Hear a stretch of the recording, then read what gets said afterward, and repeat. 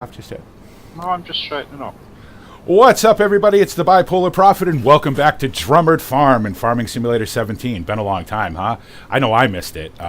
So we're back on Drumard Farm. The ban has been lifted. It's that time of the year, and you can see we've got muck in front of us. We've got slurry getting spread. I'm sitting up on a field on the other side of the farm, getting ready to spread up there. We're joined by the usual suspects. David is here. Roy is here. Perry is here. And it's great to be back on Drumard Farms. It's spreading season, kind of where we left off with this season, with this series in the late fall when we were spreading. Got to spread again. The ban went in early, so we accumulated so much stuff, or Perry accumulated so much stuff. We got to move it, so we got to get rid of it. So we bought a muck spreader, and then I rented one of the same kind because we got to get this done, and we got a lot of stuff to do. So anyway, and Perry is struggling with this massive water tank. Oh, you can blame Molly's uncle for that. Oh, yeah, he's the one who bought that. Oh, so anyway, off we go. All right, you guys can go. Oh, I wanted to show you something that we picked up, or that Perry picked up, actually. So this thing, this little tiny sort of skid steer articulated front loader thing. Chad had actually called me about a month ago and said, you know, as he does occasionally, he's like, "Hey, I got a prototype from Switzerland that they're looking for somebody to use for a season and give them some feedback on it. Are you interested?" Nah, I'm not, but I think Perry might be. So we worked out a deal with the company that makes this and had it shipped over from Switzerland to Ireland, and we brought it down. So it should be interesting. It's a neat little thing. It's very maneuverable, as you would imagine. We're going to use it to clean out the cow shed and do stuff around the dairy yard. So it should be pretty cool. Put a little bit of a deposit down on it, and if Perry likes it at the end of the season and these guys are willing to sell it, maybe he'll buy it. I don't know. That's going to be up to him. But we got to use it first for a little while. I literally only took it off the trailer. That's all I did with it. So got to thank Chad for that. Chad is always our guy. You know, he's got connections everywhere around the world. Whenever there's a new piece of kit or whatever that somebody wants to look at, he's the guy. So. All right, I'm going to go jump back into my tractor now as soon as I find it. There it is. And start spreading some muck. Got lots and lots of it to spread, as you would imagine. Lots of grass fields here at Drumard. So, anyway, off we go. I suppose I should start this. Not going to work if I don't start it. Let's get some speed control. That makes sense. Get started over here. Now, this would definitely be a job for GPS, but we all know how I feel about that,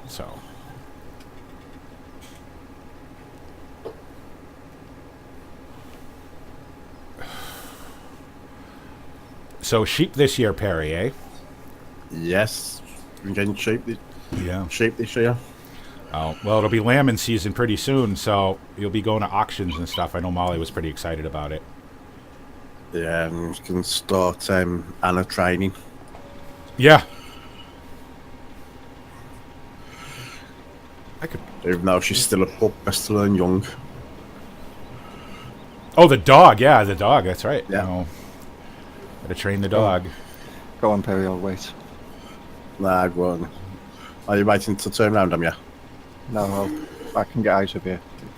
Yeah, go on. This is struggling with this. Oh, you know what I just realized? I don't have Restream chat up, so gonna have to get that up in a minute. So if anybody's watching and saying hello, I just don't have my my stream chat up, so I can't see it at the moment. We were struggling in the beginning here because I had thrown in a mod for a manure spreader because I just don't like using the in-game ones. They're just kind of boring. But it turned out to be crap, so we had to kind of dash around and find a new one. These are good. These are Black Sheep moddings, sort of reworks of the Marshall ones. They work good. They look good. So.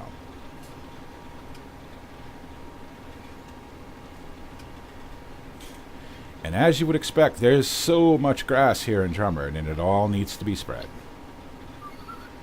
And we're going to put slurry on the fields. So. Is there any rules about spreading near the bakery? Well, you don't want to nail. So long as Moondog isn't looking, all right. You don't want to. You got to stay one row off the back of the houses. That's okay then. So because it's 30 meters from the from the edge of the house. Yeah. From the edge of any property or water courses. Luckily, Drumard doesn't abut any water courses, so we don't have to worry about that. And any roads, obviously. So you know what? So that I don't forget to do it, let me just get Restream up now. So hold on for Streamception, everybody, for a minute. You get to have a look at my my start menu. Because never fails, I'll forget to do something. Restream, Restream chat.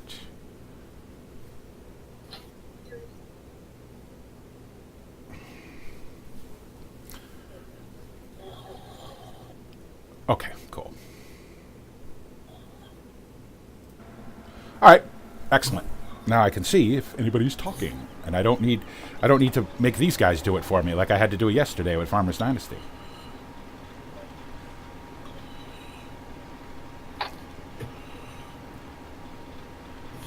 So obviously the time that we haven't been here, obviously Perry's been here, but made a little money. Oh, you know, milk sales have really increased over the winter, as you would expect. Milk generally tends to do better in the winter. It'll fall off again in the spring a little bit, and then come back in again in the summer. So, but don't get too excited about all that money because most of that's going off in loans come springtime anyway. So we'll be back to being broke again, or Perry will be back to being broke again. Yeah, don't remind me. That's the sole reason that, you know, you save money over the winter is because you have all the loans come springtime to pay off. So, and then you take out new loans. You take out new, you know. Well, we won't need to seed much in the spring. Probably, you know, late June we'll be somebody will be taking out a seed loan. So, and hopefully we have a good harvest. You know, midsummer harvest. We can hope. Yeah.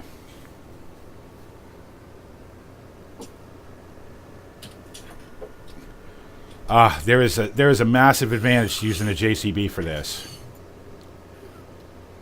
because I got to run all the way back to the dairy farm from these far out meadows, and it takes a little while. So at least with the JCB, it's quick enough to not have it take 3 days to get back. Hopefully you get a big grass yield this year because of the sheep.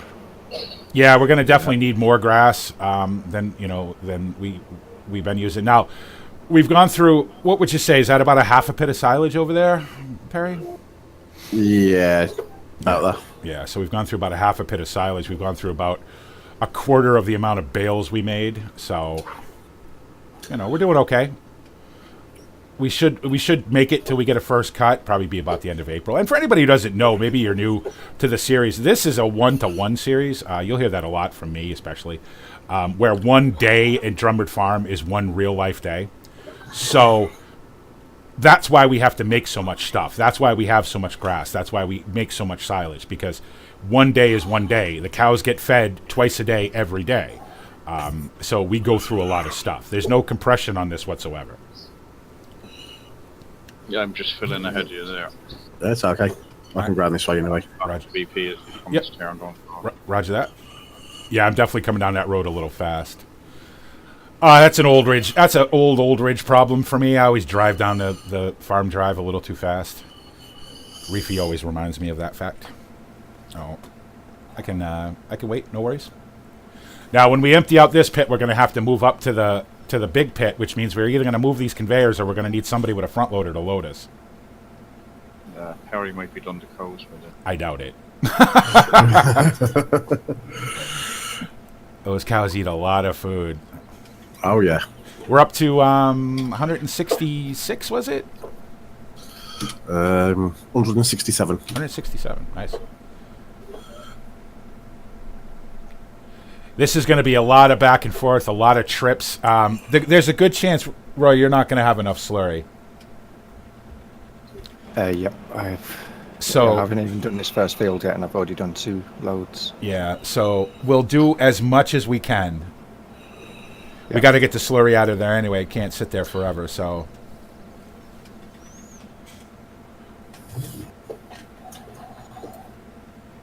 Ooh.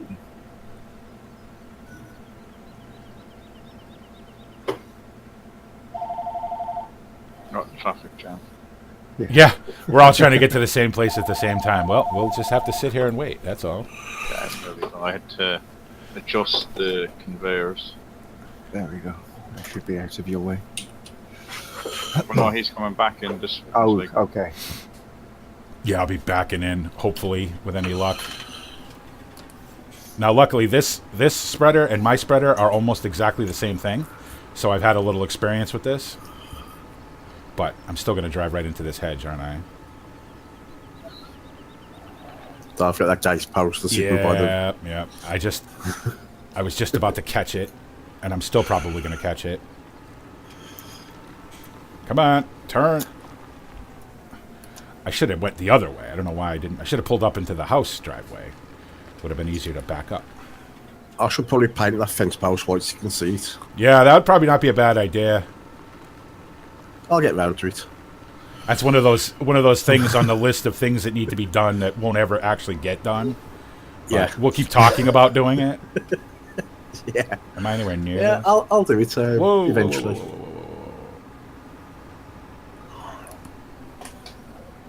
Okay, yeah, that'll work. Right there, right there. Stop! Nope, too far. Come on. See, I don't use conveyors on my manure, so there we go. Nope. Come on! It was slightly bigger yard than that one moving it. There we go. You might be able to sneak around me, Roy. Yeah, you get it. Yeah, there's plenty of room. You know, it always seems like you have so much of this stuff, but you go through it so fast. I've made 2 passes around that field up the other end. And I'm already back for my second load. So, like I said, it's going to be a lot of back and forth today.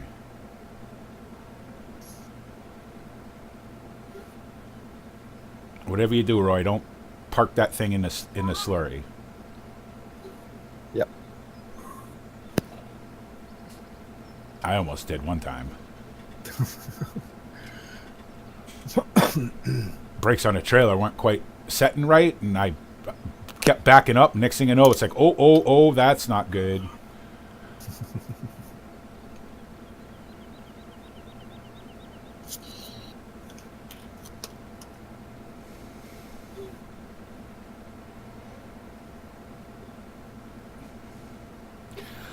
So one thing about this series, and anybody who's watched it for a while knows, but one thing about this series is while it is a role-play series, you're going to hear us talk like regular people. We're not always, in character. We are who we are, obviously.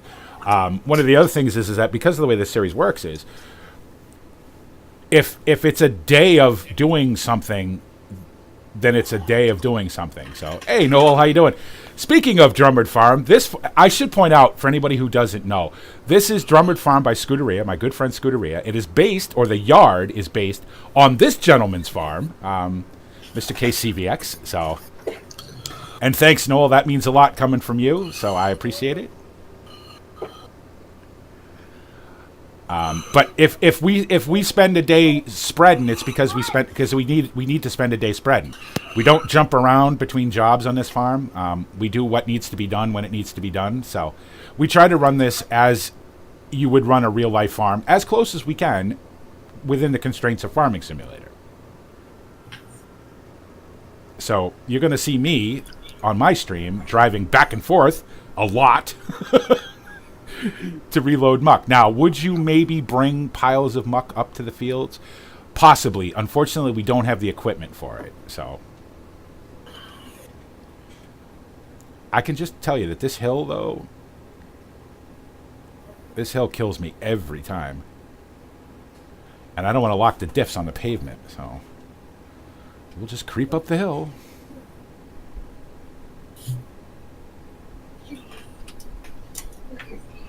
So how's Molly doing, Kev? I haven't talked to her today. Yeah, she's Perry. Good. Called you Kev. Yeah. His real name's Kevin, in case you were curious. We just call him Perry. And again, I'll just go through the history of this real quick for maybe anybody who's new, who may watch the video of this later.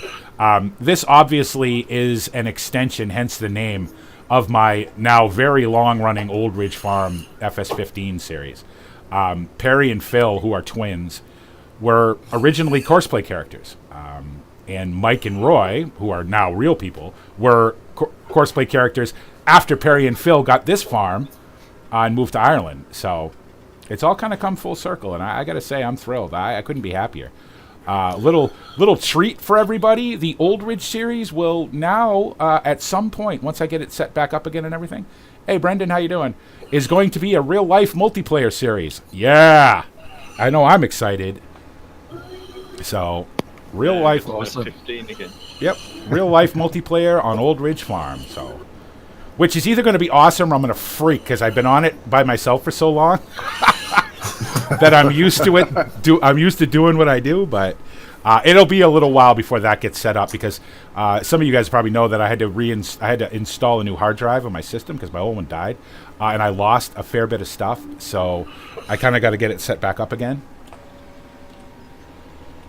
But that will be coming. So, but Drumard Farm was, because I wasn't interested in moving Old Ridge to 17, even though for me, and it wasn't publicly available, but I did have access to a converted version of Old Ridge for 17, a really, really good one.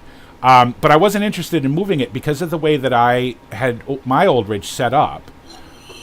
It just wouldn't have made a good conversion. It would have been very disjointed to try to keep the story going on a completely different game. But I wanted to somehow get Old Ridge included in 17, so I came up with this story where Perry and Phil, Perry married Molly, who used to work at the pub in Old Ridge. Her uncle had a farm in Ireland that he was looking to retire from, and decided that Perry and Molly would be the good people to give it to. So, and of course Phil got hurt in a little mini stampede in the cowshed, so he's doing okay. He'll be coming home not too long from now. He won't be working for a while. It'll probably be 2 years before he ever does any actual work again. But not that he does much anyway. Yeah. You know what? When he does come back, you're not going to be able to calm him down. He's going to be working 20 hours a day for a year because he hasn't done anything in 9 months now. So, but he got hurt bad. Had to have a lot of surgeries and everything. So, and of course, because of the fact that Perry worked for me. And had never owned his own farm, so Molly's uncle had actually asked me to sort of be the sort of financial director of the farm, right? To make the financial decisions, which I have long since passed on to Perry now. Now I'm just a hand. I come up here and help him out in between, taking care of Old Ridge. So, and I bring Mike and Roy with me. You're my financial conscience and mentor. Yeah. So, now don't get it twisted. I still spend money without telling Perry on his farm. Occasionally, but I didn't do that. The accounts are in both our names, they're not just in mine. So, and I talked to Molly's uncle. The uncle and aunt are, they went to Spain they were supposed to go for 2 weeks. They stayed there for a month and a half. So, because Molly's uncle said to me, he said, well, I've never had a vacation in 35 years. So, okay, well, enjoy yourself. Well, now they're going to Greece. They've literally been back. They bought a new house outside of this area. They've literally been back for, 2 months, and they're off to Greece now for a month. So, okay, very good. This makes me wonder where he's getting all this money from. I know this farm was very successful, but how much money did you actually put away? There wasn't a lot of equipment on this farm. Molly's uncle didn't believe in buying a lot of equipment, so we've sort of changed that trend. We've bought a lot of equipment in the year that we've been here, so because we need it. So, and of course, David was the original hand here. We sort of inherited him.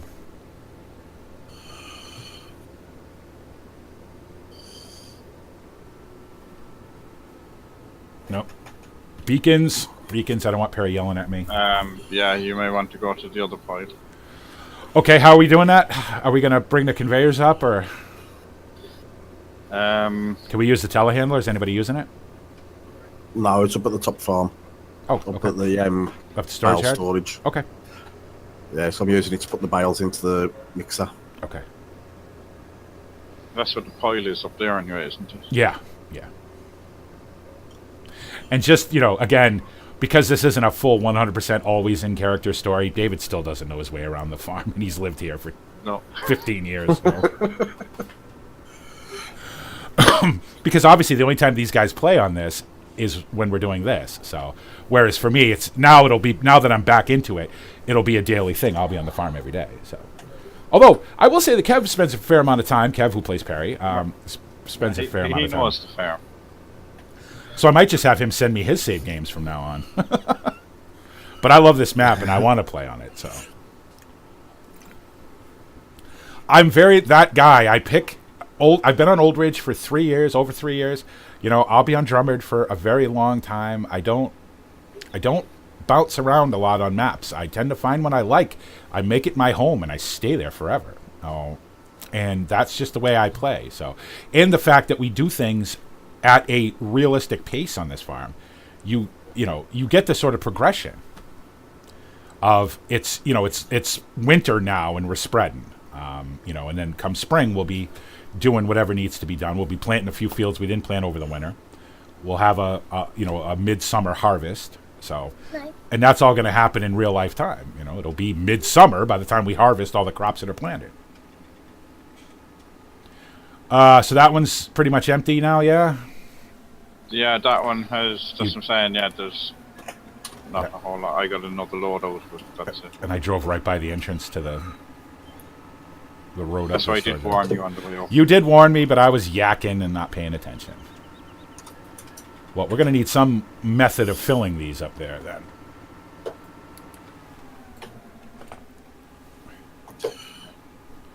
Well, I suppose, Perry, we could impose upon you to swap out implements every time we come up here and fill us up. And poor Perry. You need a bucket, don't you? Well, we're gonna need a bucket, and we're gonna need some kind of something to load them with. So either that, or we bring the conveyors up. You can try the little blue one. It might be easier to bring the conveyors up. All right, you can give us a road test if you want on the little blue one. Since you only fetch it off the trailer. Yeah, and then you can give me your opinion what you think of it. All right, yeah, you know what? The blue one isn't good because that only has a 500-litre bucket. These are 15,000. Yeah, that's gonna take forever. That's 30 buckets. So what I will do is I will drop this up here, and I will go get I'll get the big red conveyor. You can grab the blue one. Or I'll make both trips by the time you get done anyway. Yeah, because I have 2/3 of the things here still.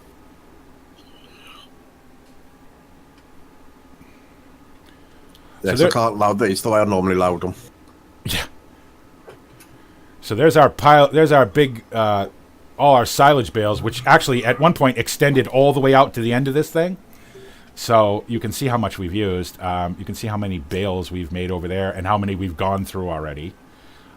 That is one advantage to running a farm in Farm Sim like this, is you need to make as much stuff as you can because you're going to use it all. And I love making bales. So for me, making 4,000 or 5,000 bales a year is not a big deal. And of course, all those silage bales were made with the Go Wheel, which is great. I can't wait for them to bring that back again this year. Well, it's a little bit of money to hire them to bring it out every year, but it's worth it. It's absolutely worth it.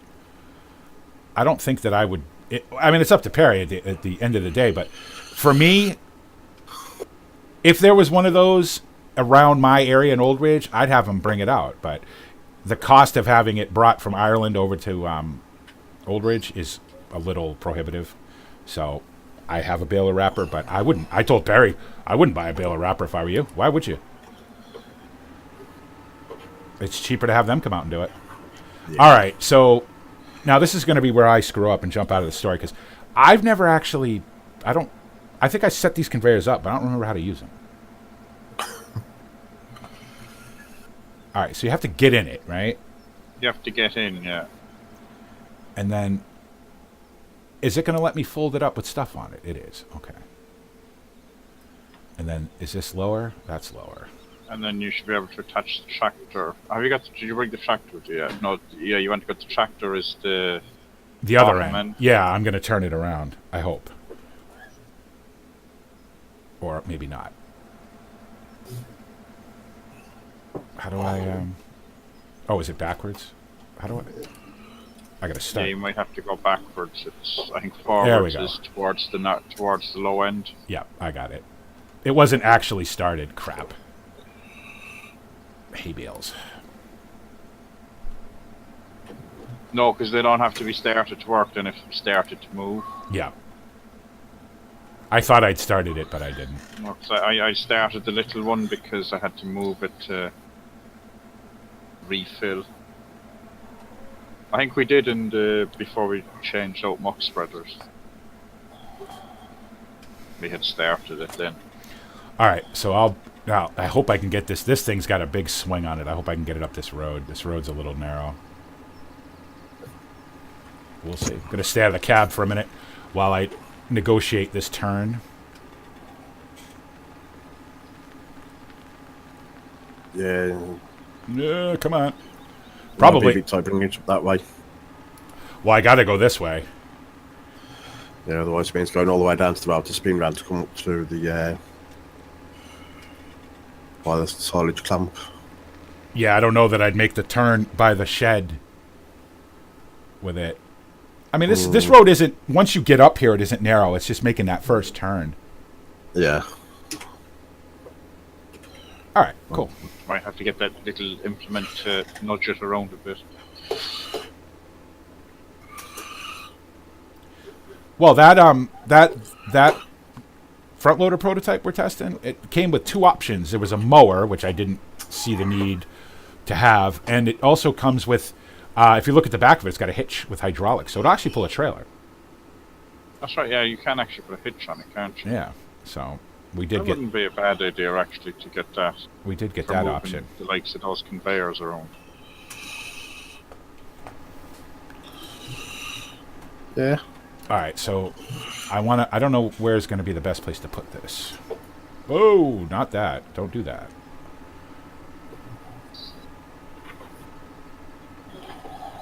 I have no idea. Well, I guess I keep forgetting you can actually drive these things, so it doesn't really matter where I leave it. I can just move it afterwards. I have to go down and get the blue one now, though. I'll bring the blue one up there now because I'm. Oh, are you coming? All right. Cool.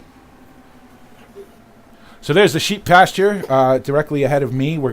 Perry's gonna have sheep in there. Well, Molly, as Perry constantly reminds me, that's Molly's project, the sheep. So Yeah, mine are the cows. she was adamant that you can't have an Irish farm without sheep. So okay, there used to be sheep here way back. So, but the uncle sold them off because he said they were more work than money. So, but wool has made a bit of a resurgence on the sort of world market, and it pays pretty well now, so we'll see.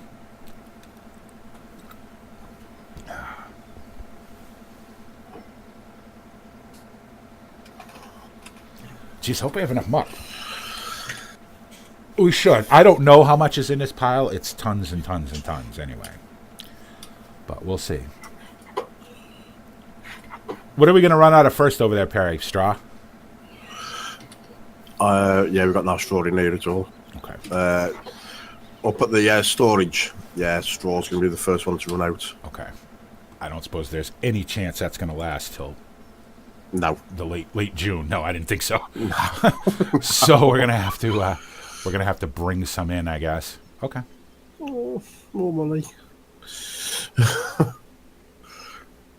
Yeah, that's definitely not gonna last. No. To be honest with you, lucky if that lasts another 2 months. Okay. Well, it is what it is. How's the silage doing? 72,000 in the pit. Okay. And about 300 over here. Yeah. Oh, okay. Yeah. This needs to last till the end of the summer. This bit of silage over here Why don't you go first there? needs to So last. I'll go till to the- where you am, David. Alright. Keep hitting caps lock That's instead of it. shift. Thank you. Wow, you got down that pile already. Wow. Good job, good job it was stockpiled up there on the top. Yeah, I don't think we're gonna. Hey, Moondog, what's up? I don't think we're gonna have enough to get through. There's 750 acres of grass. Don't think we're going to have enough. I don't know what we're going to do. We're going to have to do it in stages. We'll do whatever we can do today, and then we'll come back and we'll do the rest when we have more muck. I mean, that's all we can do. So, Yeah.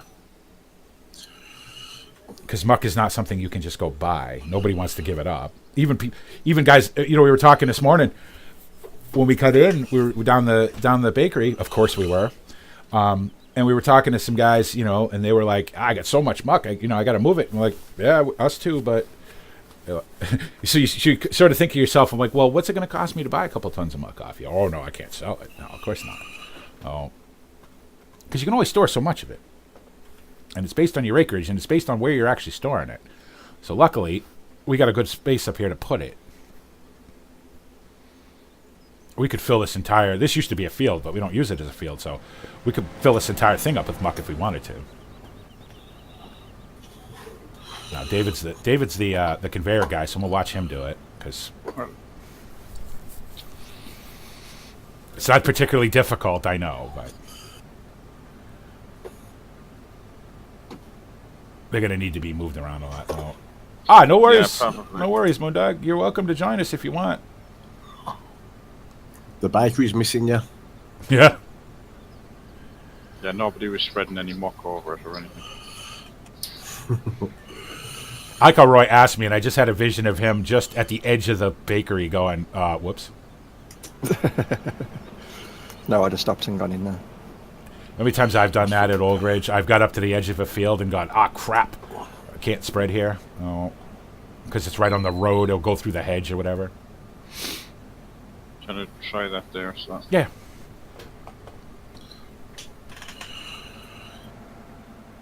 I just realized I'm in the yard. I don't have my beacons on. Sorry. My bad.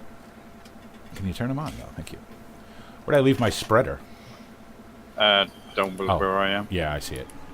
Because my one is down on the road. I'm just going to...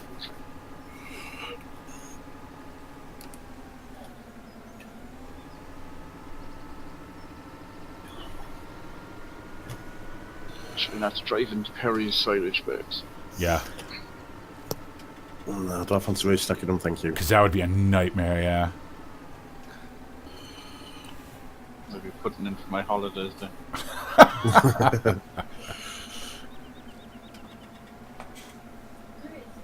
I was looking through the trees, so I had to stop.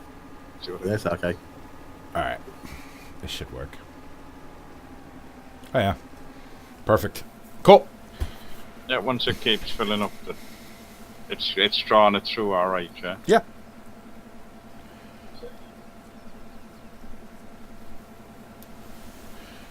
See, there's a fair bit of small meadows. We only have a couple of really big ones, so hope the one by the shop and the one across the street from the shop are fairly big, and then the one up on the hill over here is kind of big, and we won't have to do the sheep pasture this year because there's actually going to be sheep on it. We cut it once last year just to cut it because it hadn't been cut in 20 years, but we won't be doing that anymore. I should pull forward a little bit. What's up, right?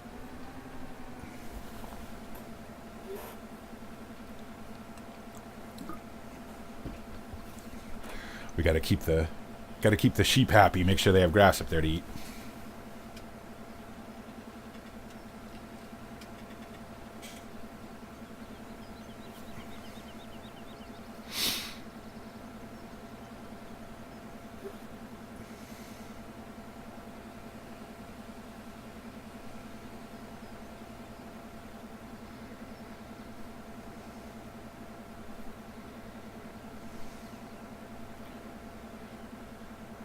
All right, off we go, back down the road.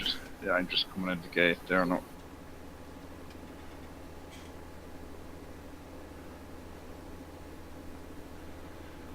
Then we have all those wood chips from the cleanup after the storm, after the hurricane. And they haven't come and installed the burner yet, so once they get that hooked up, they're going to put it down by the cowshed. We're going to use it to actually heat the cowshed in the winter, which will be nice.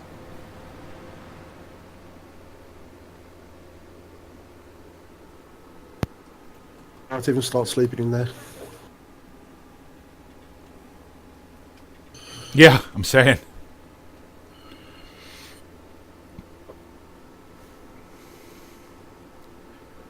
That was nice to get a grant for it anyway.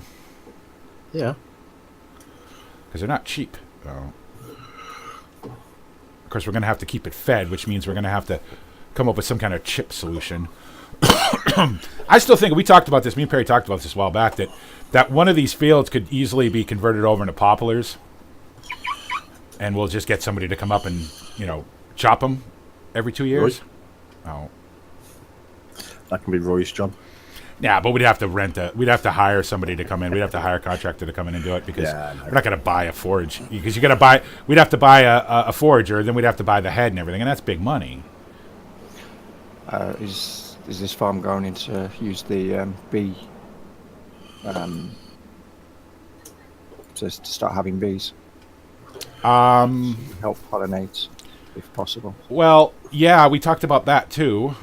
We can actually get a grant for that too through the European Apiary something or other association. Yeah, Save the Bees Association. Yeah, something like that. Some European thing where the EU basically gives you money to have bees. So, I mean, I'm of the belief that if you want to give me money to do something, then I'll do it. I'm all for it. I know there's going to be some apple trees on the edge of the pasture up there too. So you're now right at the end of the field. Come on, get up the hill, get up the hill, get up the hill. I don't know what the brake on this JCB is, but this is a 3220, right? So what is this? 230 horsepower. Only has a pot of coffee on, right? How much is 15,000 litres of muck? What is 15 tons of muck weigh? Yeah, exactly. Well, it weighs 15 tons is what it weighs. well, wet muck is probably a bit heavier than dry muck. Yeah. You in the JCB? Yeah. Yeah, 195 HP. 195. So this is a 3220. Okay. I just jump in it. I didn't even pay any attention. This is my ode to my good friend Reefy for owning a JCB because I don't own one on Old Rage. I don't need one. I'm not buying any more tractors. I'm keeping the tractors I have. Oh. Hey Kieran, how's it going? You can call me BP, man, so you don't have to type out bipolar all the time. It's a little bit of a wordy thing. But welcome, how's it going? All right, where did I leave off here? Right over here. Okay. Hey, God Duck, what's up? How's it going? Feel free to call me BP, man. That's a lot of typing. Spreading some muck on Drumard Farm, kind of basically exactly where we left off last fall. Oh. Got to move all this muck with the band coming in early. We had so much of it to move. Now, we're not going to. I really thought we would have too much, but I don't think we're going to. There's a lot of grass here at Drumard, so I think we're going to run out. Which means we'll do it in stages. We'll do what we can do, and then we'll let it build back up again. Just everybody calls me BP, so just throw it out there.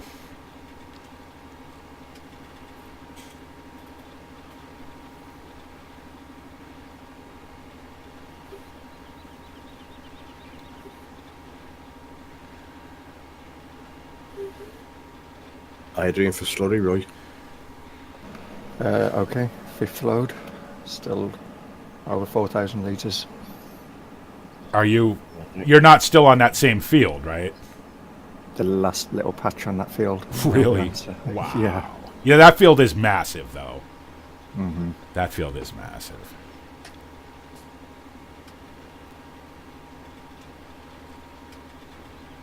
Thank you. Like once I get past this, well, the shop meadow here is pretty big. So once I get past that, and then get over to some of the smaller ones, I'll be able to do a whole field in a whole meadow with a load. So it won't be too bad. All right. Speaking of which, time to move over to this one, and this is my least favorite meadow to get into. Oh, I probably don't talk to strangers like me. Well, you're not a stranger if you're hanging out here, man. Oh. There's no strangers here. Well, we're all stranger than most, but I mean, not strangers to each other anymore. No, that's for sure. No. My thing is if you come to a stream more than once, then you're not a stranger anymore. So I hate this entrance. I just don't like it at all. It's so tight. Yeah, and we don't bite unless you ask us to. Right. That's mostly Moondog. Or if you smell like donuts. Yeah.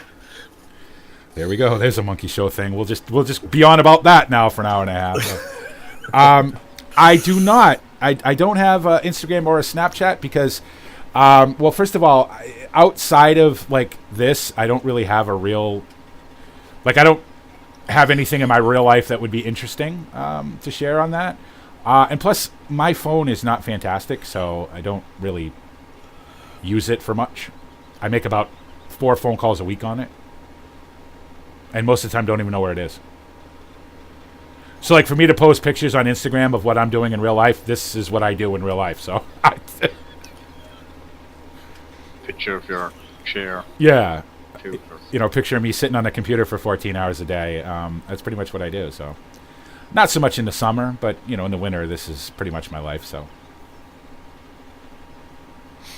I have a Twitter, which I haven't even used in I don't know how long. So well, that's not quite true. No, well, this goes out. Your other media, yeah, tweets for you. Right. Yeah, this restream tells Twitter that I'm, you know, streaming and whatever. But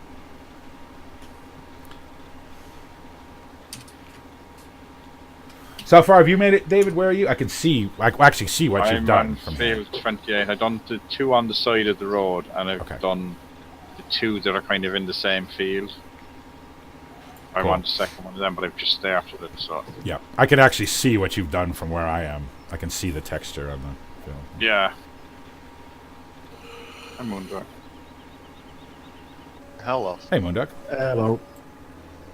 I had to do a couple of things there, so I'm sorry I was a little bit late. Ah, no worries. No worries. It's not a mandatory requirement, you know what I mean? If you're here, then you jump in. If you're not, you're not. It's okay. To be honest, I don't know what we'd have you be doing. What we'd have you doing right now, anyway. Oh well, then good. I could go back down to the bakery. Oh, because we have 2 solid muck spreaders and a... Mike is the conveyor guy. See, Mike is the conveyor guy. Yeah. Hey, Farmer Klein, how you doing? Yep, slinging some manure, just like we left off last fall. It's got to be done. So the band's lifted. We're spreading manure. No. Yeah, they've put a missing post up in the bakery for you, Moondog. Well, I heard they shut down for the winter because we weren't around. No.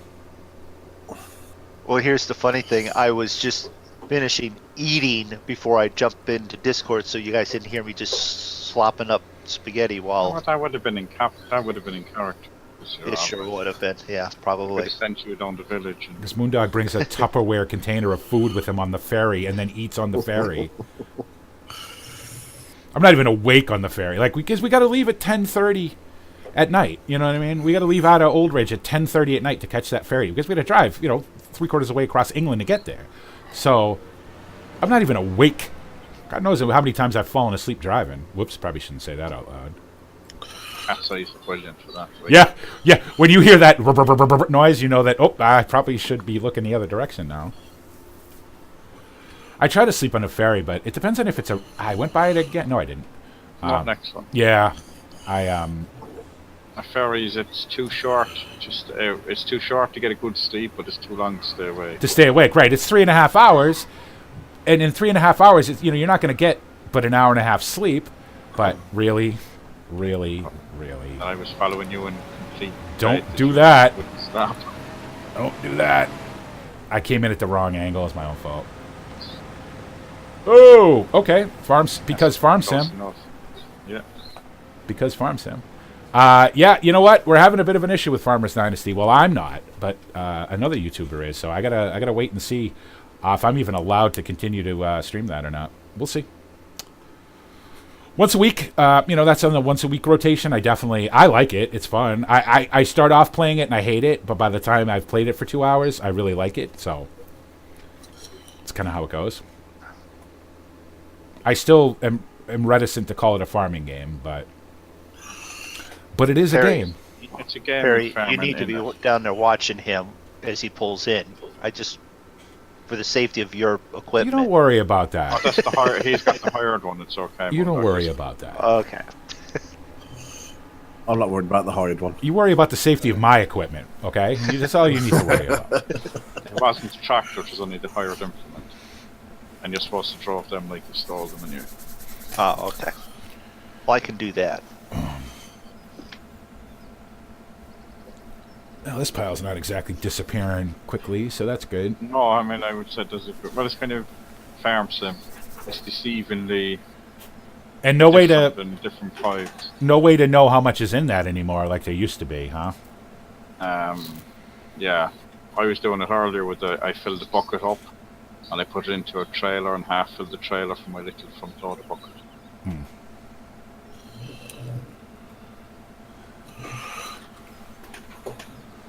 Well, those conveyors were a good purchase. Now, useful. would you, for ultimate realism, would we have somebody up here with a telehandler loading us? Yes, we would, but it's farm sim. Realism always needs to be balanced with gameplay. This is easier, so because we don't have 15 people that work on this farm.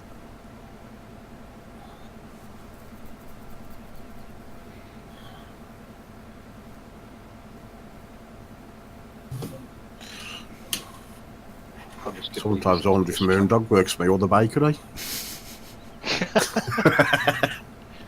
Well, I was telling Perry earlier there, Mike, that, you know, from now on he should just like preload the bakery with your paycheck.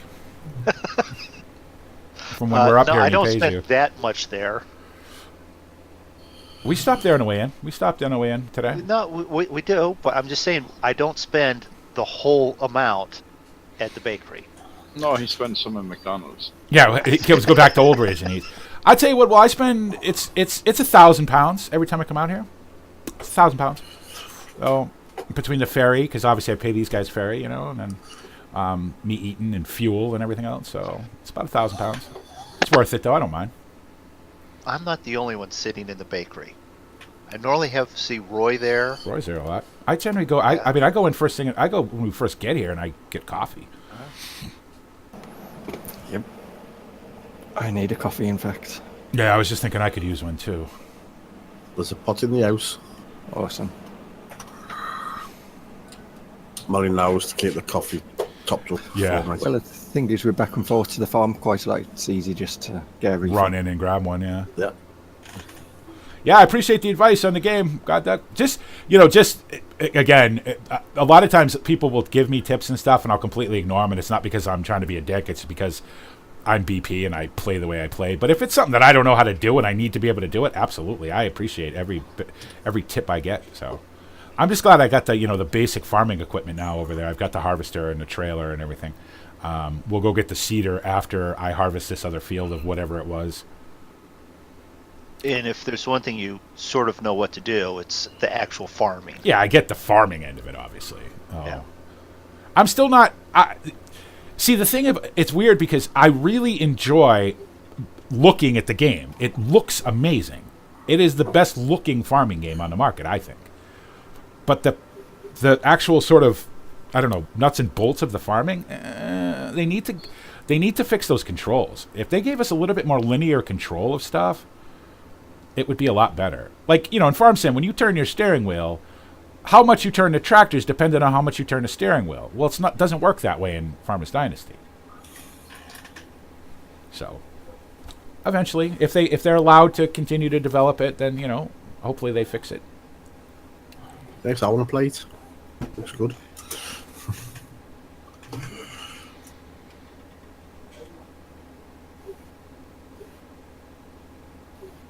The amount of fuel I use going up this hill.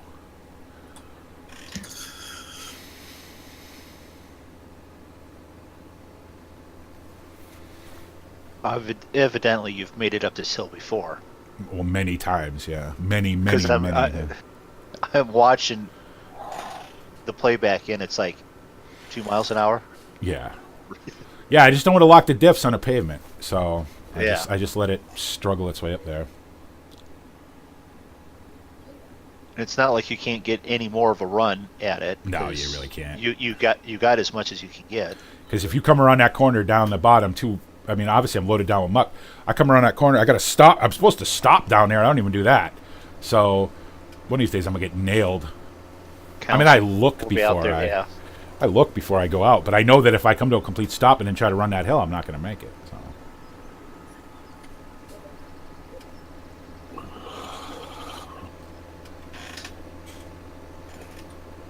You just stand up on your seat, look off the hedge. Fine. Yeah, it's pretty much what I do. I just lean over and go, "Yep, nobody coming. Go, keep going."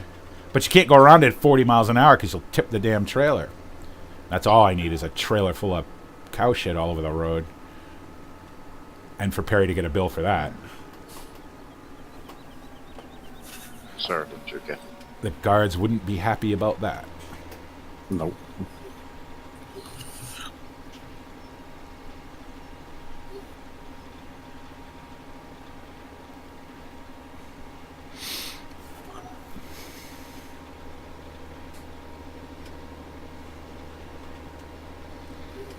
Actually, David, just point of fact, you have the rented one.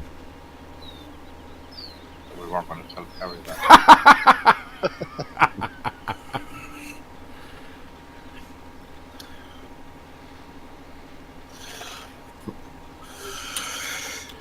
Well, at some point before the end of this, I'm going to need to have a go in the itsy bitsy spider over there, because that's what I'm going to call it from now on, by the way.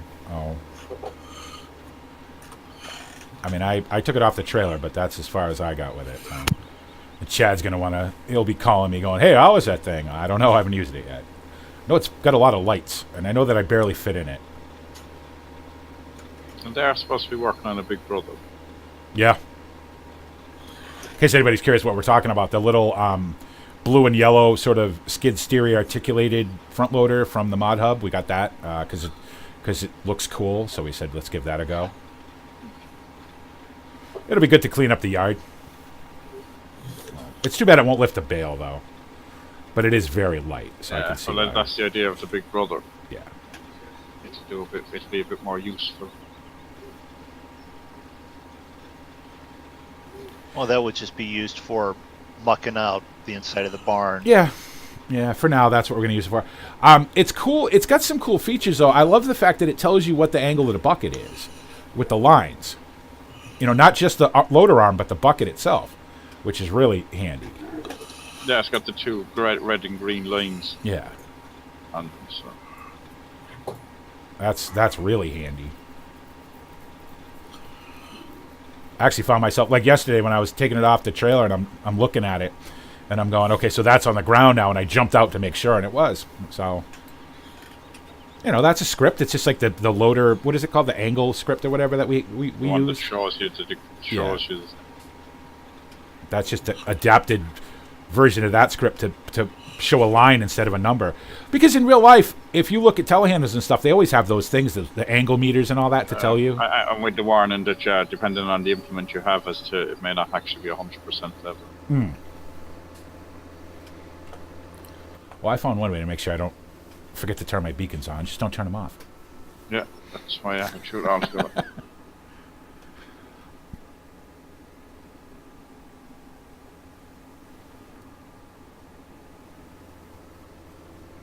So that I don't have to hear it from Perry. That's pretty much what I do when I get over here, is I just turn the beacons on and leave them on. Well, you should be leaving them on my... Well, not... You use them on my farm, too. Oh. Yeah, I know, but I'm just saying, so I don't hear it from Perry. I just turn them on as soon as I get near the tractor. It's like a checklist, you know. So I definitely want to point this out to anybody who may be new to the series. Obviously, the name, Old Ridge Farm...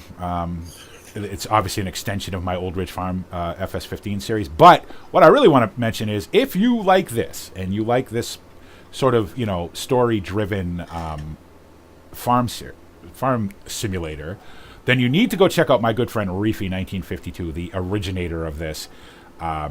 He's the one who really got the Old Ridge Farm story going. We play a concurrent roleplay series. He's on his version of Old Ridge. I'm on mine. So now I haven't done an Old Ridge video in a while because I've had my issues, and then with my computer and everything. But Old Ridge is coming back. But you definitely need to go check him out. His links are on my Twitch page. They're also on the YouTube description. So between us, we're well over 300 videos of Old Ridge, so lots and lots and lots to watch. From the very first time a story element was mentioned all the way up till, me being on a date with the new lordship of the of Old Ridge, so, or her ladyship, I should say.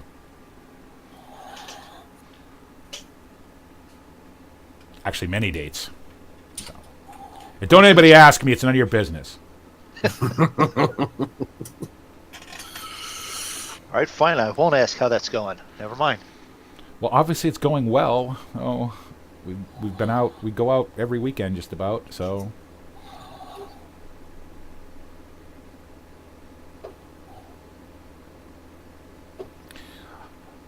They're bringing up the first of the foundations for the wind turbines up the hill there, up the old Donkey Sanctuary. So they're moving forward with construction. Her company is actually in charge of all that. So.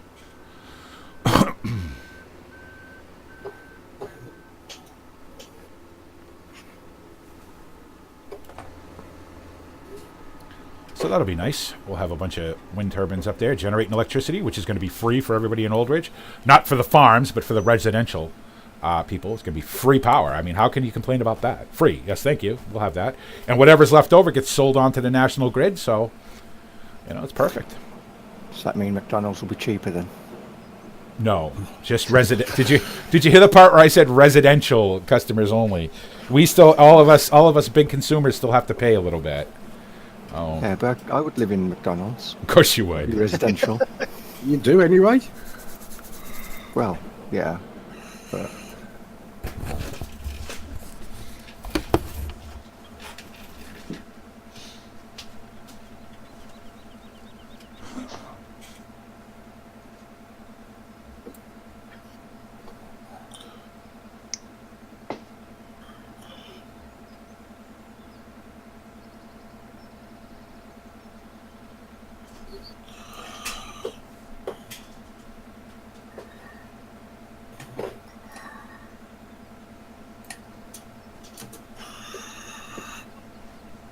So how was your pilot's lessons going, Moondog?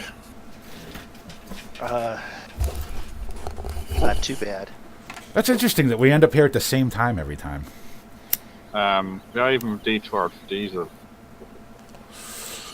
You need to put diesel in that thing? Oh, Jesus. Yeah. Oh, full. Sorry. Let me not let me not gum up the works here by sitting here.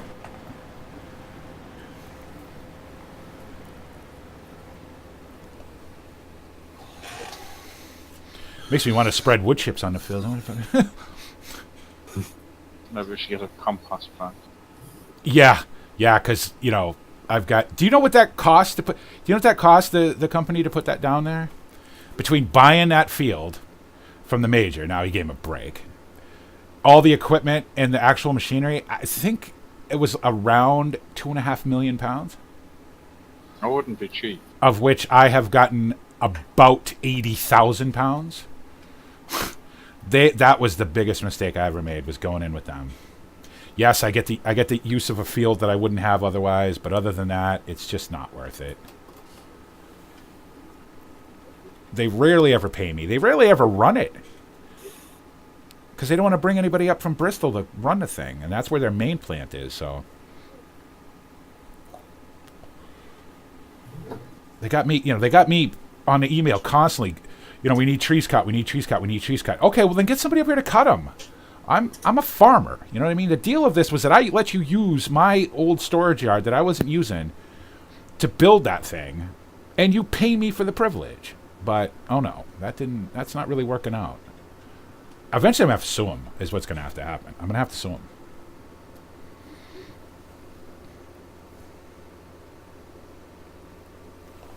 And I'm not looking forward to that. Let me sue the biggest compost company in the UK. They'll bring 800 lawyers. I'll be lucky to be able to afford one.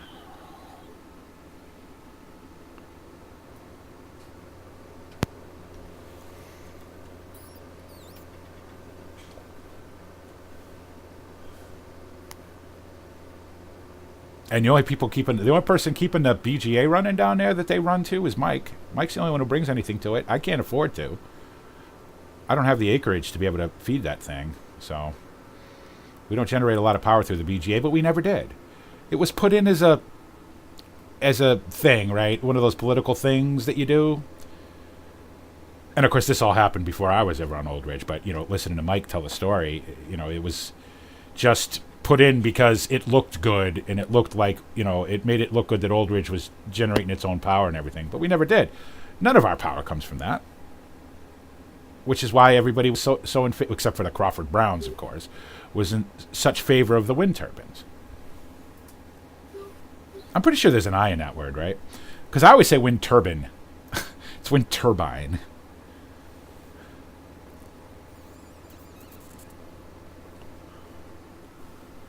That's all right. They just think you're American. You don't know how to speak, anyways.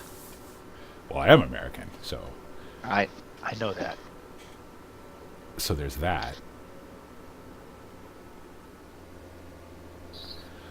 But I know Melissa's very excited about this energy project, so they also want to put some solar arrays around too. So she's hinted less than gently that I should be looking at letting them use some of my land.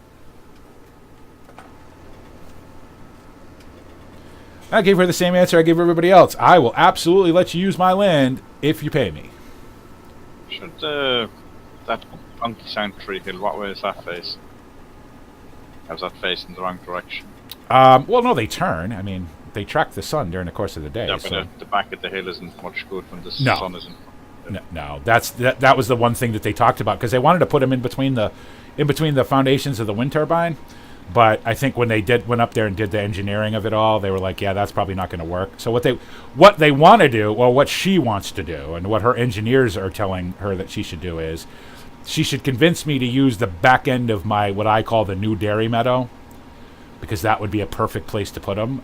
Okay, that's fine, but that's going to lose me 7 or 8 acres of grass, and I'm going to need to be compensated for that. Or get me another field somewhere. Get me another field somewhere where I can put grass down.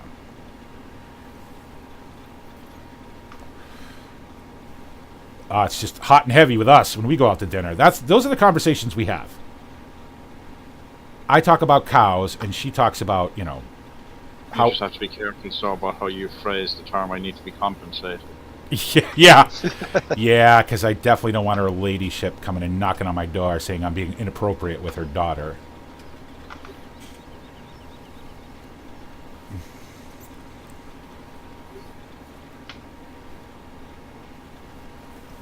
But she's all about sustainable energy and about keeping the land, for agricultural use and all that, and that's great, and that's her family's legacy. That's always what they've been about. They've fought the Crawford Browns for, a century over the Crawford Browns just wanting to turn everything into $1 million houses. And so far they've been fairly successful, although I noticed that the moratorium on the building of these resort homes behind my dairy is back on, because they brought a bunch of equipment in the other week, so they haven't actually started building anything yet. I tell you what, if they lift that moratorium on blasting over there,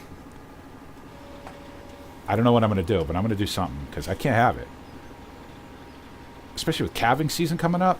I can't have them blasting over there. It's loud enough when they get the jackhammer, those big hydraulic jackhammers they put on the end of an excavator. Yeah, those are not quiet. Yeah, those drive the cows nuts. So, especially when I have to move them over into that pasture, they don't go anywhere. They all huddle in the middle of it. They don't go to the edges. So, the meats are only eating and grazing on a tiny little bit of grass, right? Grass. Yeah, it's a big circle in the middle of the field instead of the whole field. So, I suppose what I could do. And I don't know how that would play. I'd have to talk to Mike, but I suppose I could I wonder if I could get some sort of deal where they'd have to build a sound barrier between the edge of that where they're building and the edge of my property.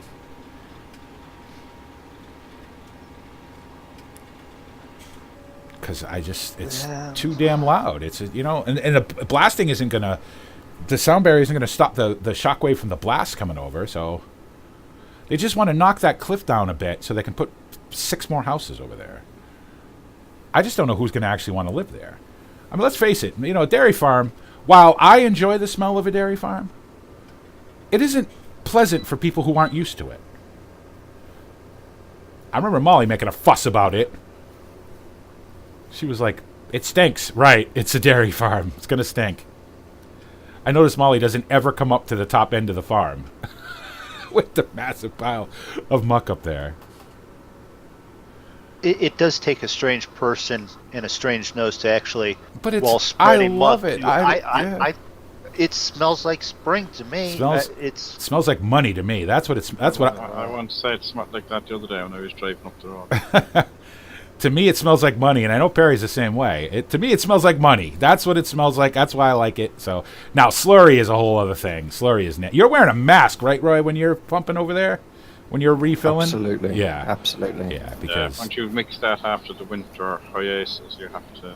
You gotta be very careful. Yeah, you gotta make sure you're wearing all that. That's why you hung all the safety equipment over there: the goggles, the mask, the apron, and everything. You don't want to get any of that on you, because that'll kill you.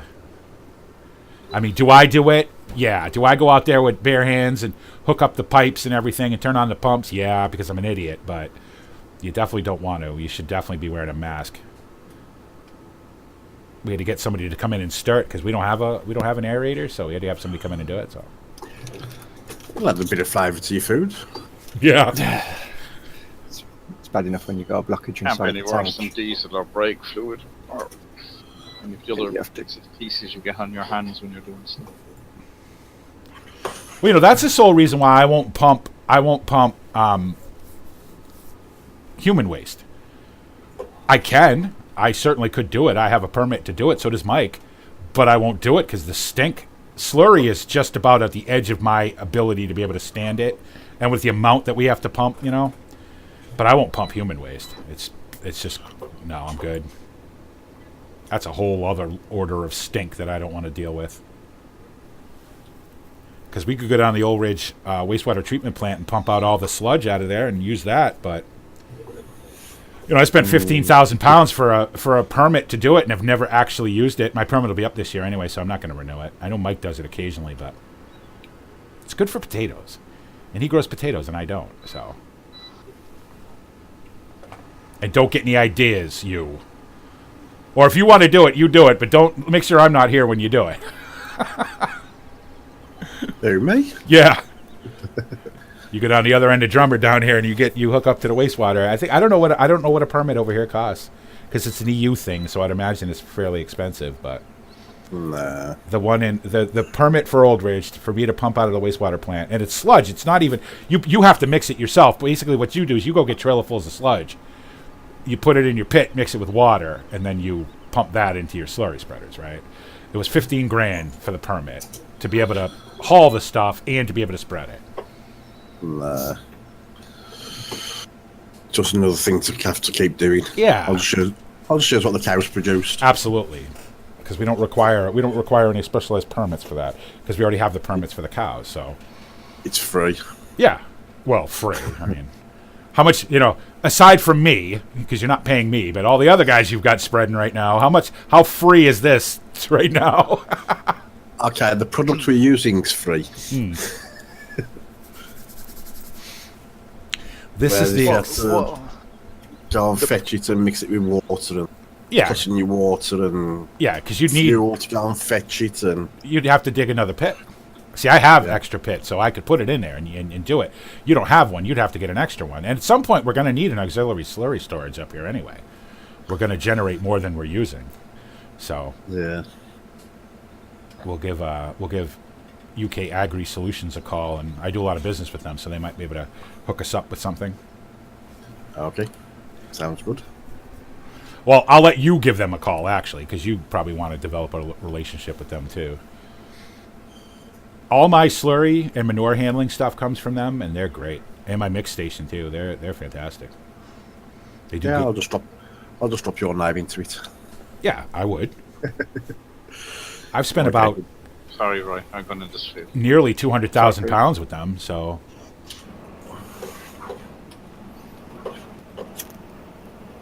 Yeah, PG, you know, like cow manure itself, and again, it depends on if it's fresh Like some of this stuff we're using is fairly fresh, and it's definitely a sharper smell.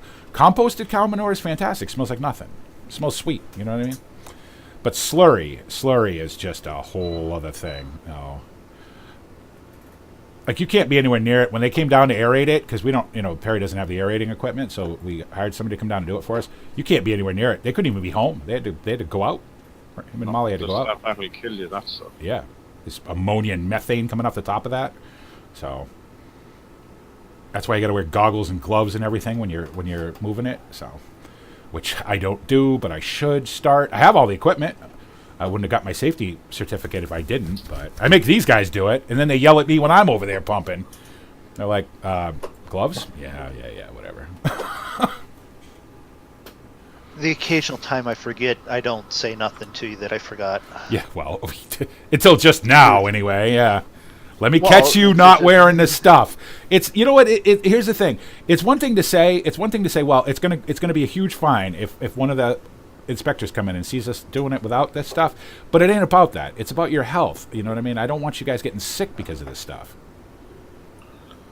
It's massively corrosive. If you get that stuff in your hands for a long period of time, it'll rot your skin off. Not to mention burn out your lungs and.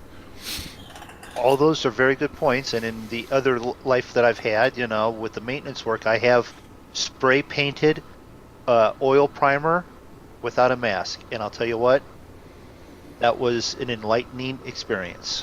You know, it's funny, I never thought about wearing masks when I was painting, and I did a whole bunch of spray painting on my truck one year, and I remember being just, like, the first hour of it or so was mildly pleasant because you're just high, right?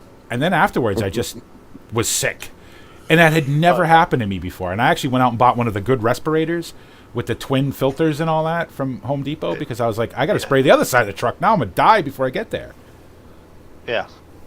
Well, this was in an enclosed attic area, so it just held it, and it was good. And then I came down to change out something, and I'm like, oh, that's not right when you're wobbling like that. Yeah. Yeah, my buddy was helping me, and he was wearing a mask. And he's helping me spray paint. He's like, did you mean to spray paint the back window? No. Didn't even realize it till after, we took a break for lunch, and I'm like, wow, I am messed up, and I don't feel good. So that was the end of that. I've even learned to use it with latex paint now because, the little bit of latex drifting through your lungs probably is not good either. And the older you get, the more susceptible you get to that stuff. So I know all my tanks at Old Ridge have automatic aerators in them. They have a big paddle in the bottom that spins constantly, and there's days when it's real calm and there's not a lot of wind. And I can't go over there without a mask on because I can't breathe. All that methane gets... You hope for a good stiff breeze to blow that methane off. Because you don't want it just sitting, because that'd be a massive explosion. You don't want that sitting on top of those tanks. They have vents in them that's designed to pump the stuff down into a dry well that they dug when they built those.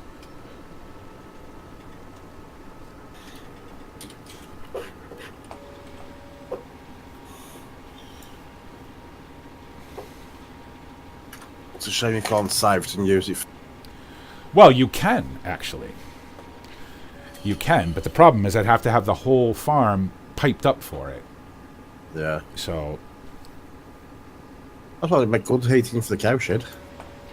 Yeah, I can't use it for that though because it's an open flame. I'd have to do it the same way you're going to do it, where you burn the wood chips, it heats water, the water gets pumped through the cow shed. You can't have an open flame in a cow shed. So no. I could get a methane burner, sure, but that's massive amounts of money that I don't know. I mean, eventually I may have to. Eventually I may have to do something with it because I can only pump so much of it into the ground, and then I have to have somebody come and collect it. So, and that's money. So it's all, these are the things you don't think about when you start working on a farm. It's like, well, what do I do with this? How do I do this? What do I, who do I talk to about this? And blah blah blah. And you learn as you go. And this is the stuff you're learning now. Yeah. It's expensive. It's expensive. Everything is money. Everything costs money. Nobody does anything for free. So, and permits are expensive, and equipment's expensive, and diesel's expensive. Labor's expensive. Health insurance is expensive. Well, you don't have that problem over here, but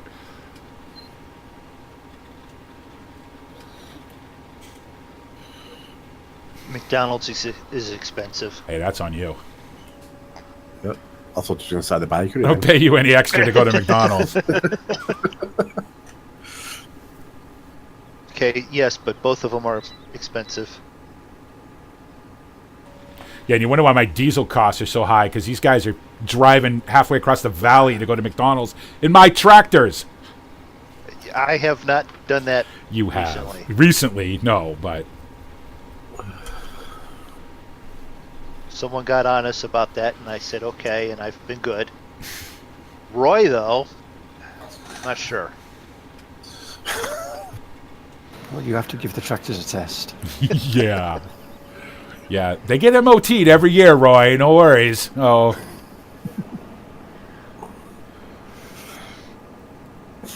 Refamiliarize yourself with the tractors. Yeah.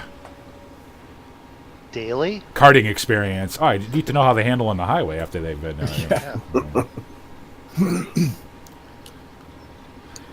You know, and the thing obviously coming out of Old Ridge, the road going out of Old Ridge is a 2-lane, but then you get on that A road, and obviously we can drive on it. You know, we're allowed to drive on it. But I always get a little nervous. It never bothered me in America, but it bothers me to drive on a motorway with a tractor in England for some reason, because people don't give you any space. They're right on top of you. Yeah. Well, over here, once you can do 50 kilometers an hour. Yeah. And surprisingly enough, when you can see a mile down the straight road in front of you, people still have trouble seeing a slow-moving, flashing vehicle. Yeah. Until they're actually behind it and then go, oh, that's going very slow. Well, you know what happens to me is the 1 or 2 times, like if I go up to Reefy's and I'll go up the A road to get there instead of going through the back way, because that back road is just, it's going to be a gravel road before long. And I'll go up the A road because it's more of a straight shot. And I'll get to the junction of where our main road coming out of Old Ridge ends, and it's not a roundabout, it's a junction to get onto the A road. And people will, you're craning your neck to look out and everything. And people don't even see you, and I'll pull out, and all of a sudden I'll have some lorry or some idiot in a Fiat honking at me like a lunatic. Like, well, I'm sorry, I don't accelerate from 0 to, 80 kilometers an hour instantly like you do. With all the flashers on, with all the LEDs on the tractor, you can't really miss it, but always makes me nervous. Because regardless of whether you hit me or I hit you, it's going to be my fault, because I'm the slow-moving vehicle, so... And my big case will do...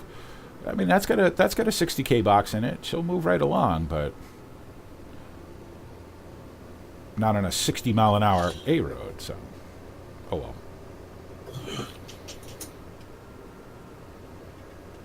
And what they don't realise, you'll do more damage to them than what they'll do to you. Oh, absolutely. You smash into the back of a trailer. I'm hauling a trailer. Because, normally if I'm going to Mike's, I'm getting muck or whatever. I don't have to do that anymore, but when I used to do it. You smash into the back of my muck trailer, I'm not even going to know you did it. Yeah. So, until the cops, come and stop me and say, oh, yeah, about 5 miles ago, blah, blah, blah. You notice that car you're dragging underneath your trailer. Well, I may notice that. Who knows? I may notice it. There's no guarantee of it. If it's dragging smoothly, no, I didn't notice it at all.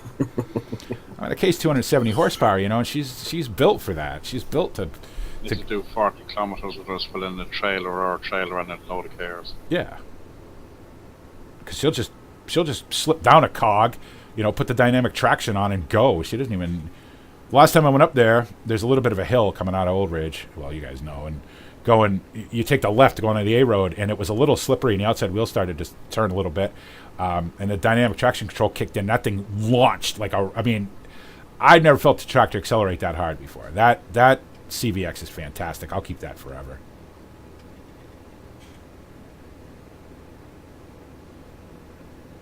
It's only got 300 and something hours on it.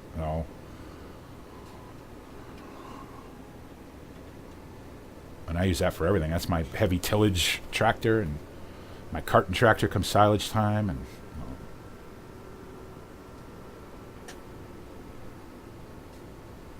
I think we might just get I've seen you go out there and whisper to it at times too, so I'm not sure. That's my girl. That's my favorite. You know, everybody has their tractor, right? That's my favorite. Like Mike and his stair. That's my tractor. That was the first thing I bought, full on, brand new.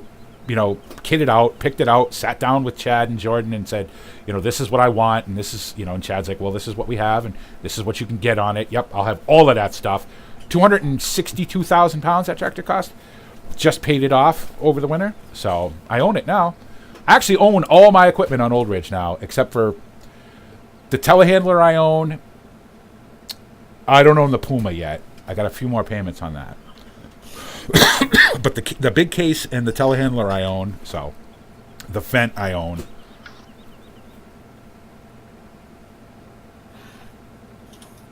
Now, I'm sure somebody watching this is going, what the hell? This is what happens when you play on a map for 3 years and it becomes your home. You slip into the story so easily that you don't even...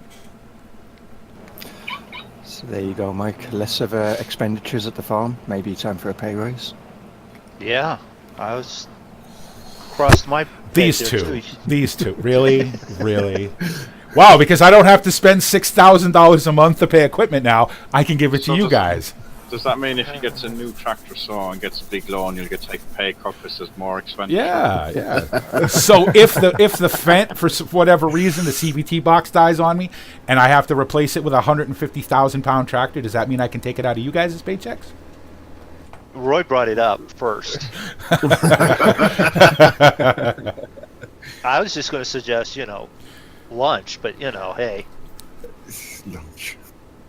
The one thing I learned from Reefy when I came out here and I first met him, and he was like, you know, make sure, because obviously I can, by law, pay my farmhands less than the legal minimum wage, but I don't.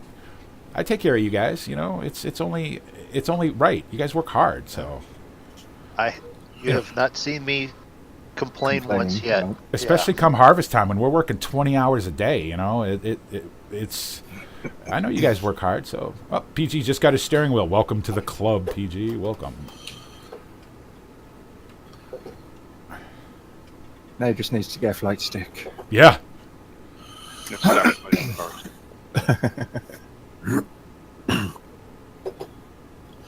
And then build a desk extension so you don't have to move anything.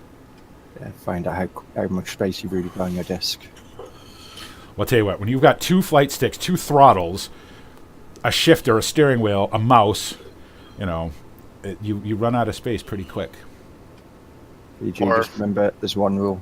Once you've clamped that wheel down, it doesn't never move. moves. That's the only hard and fast rule in a monkey show. When your wheel is connected, it stays connected. I couldn't move mine easily. It's held down by 8 bolts. Even if I wanted to move it, I couldn't move it. I'm half tempted to bolt down my Warthog too, but the problem is I need to move it occasionally if I use the other stick for anything. So, and that Warthog is heavy, so. Or you get into my situation, or Davis with his 42 screens, you know, 2 computers, so you've got now 2 keyboards also, and 2 mices to play around with. I think it's mice. Would it be mice? It would be mice, right? Yeah, it would be mice. Yeah. Yeah. It doesn't twist, PJ? Your rudder doesn't. Your joystick doesn't twist for rudder control. That's weird. Yeah, he's got one of the old ones where it's I think it's a combat flight stick. My Warthog twists, but I don't use the rudder that way on it.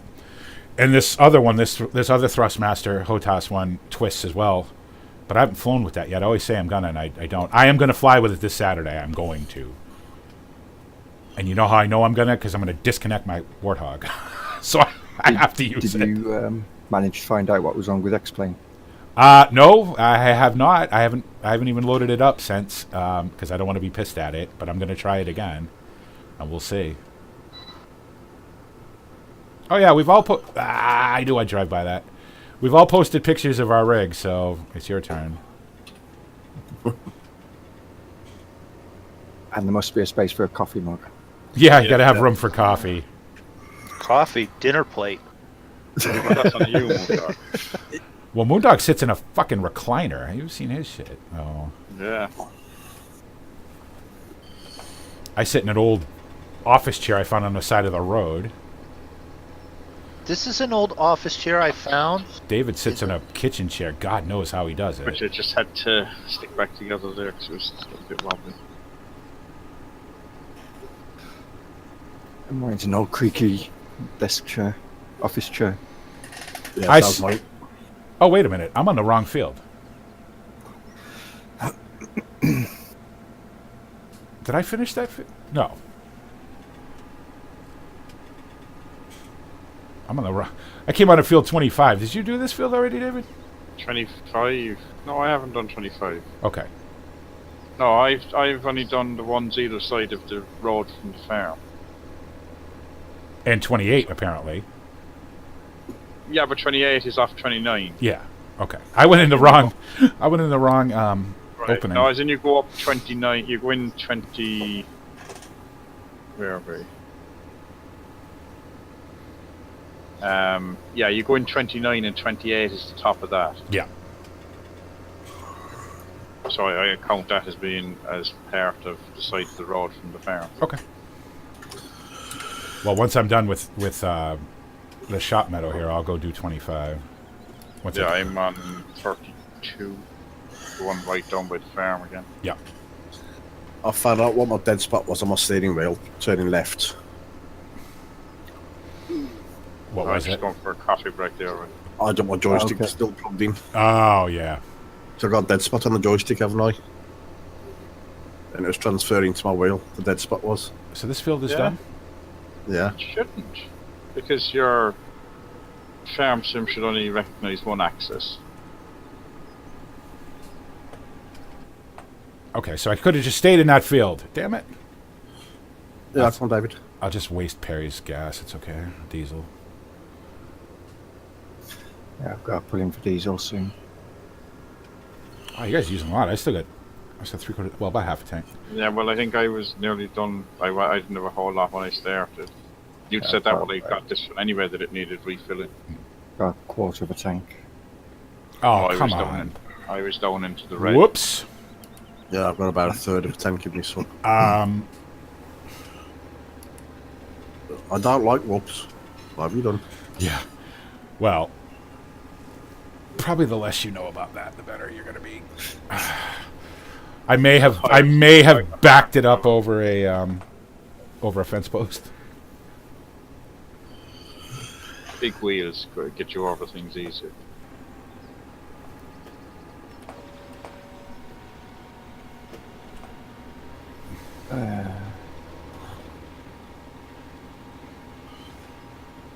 Why do you need that one? You sorted? Yeah, I'm good. Harry, if you want the front weight, it's down by, in the hedge, down by field 24. I parks it there. Are we out of slurry now? No, Okay. not yet. And so I'm still feeding the cows.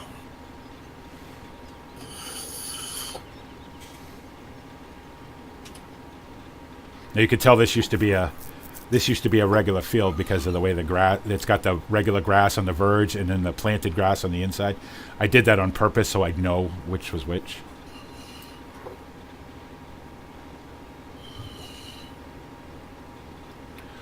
Luckily, we don't need to plow all this grass up anymore, so that's good. Because that took 3 weeks of real time to do. You've done this of an age when you did actually have to plow it all up. Yeah, plow it all up, cultivate it. Well, spread manure on it, plow it up, cultivate it, and then replant it all. That's folks. That's what I've done with my Drumard as well. Yeah. Well, this is the original copy of Drumard. There was an update a while back, but I think it was more just to get it on consoles. Scootery did a great job. His maps are fantastic. As soon as he sent me the early access, he said, "Hey, you want to take a look at this?" As soon as I drove into it, I was like, "You know what? That's where the story idea came from." I'm like, "You know what? This is perfect. This is absolutely perfect." That's how I find maps. I find a map and that's it. I'm on this map. Oh, That's it. Back in a minute, just going to refill my coffee. roger that. Yeah, I didn't do that I didn't do that last time I was at the farm. I'll get Molly to bring you one out. Well, I'm up the other end now. I'll be back in a little while anyway. Okay. Just tell her to keep it coming. Keep brewing it. Yeah, she will. She's got another pot on the go at the moment. So I had the last of it last time. So it should be already brewed. So I'll just go and check. You know what I find funny? You've got the Irish guy, you've got the 3 English guys, and the 2 Americans. None of us drink tea. We all drink coffee. Oh. So we've got a few trees down between fields 1 and 2. Do we? They must have come down. They must have been weak and come down. Yeah. Are they in the way? They will be on field 1. All right, we'll have to cut them down then. We'll have to clean them up then.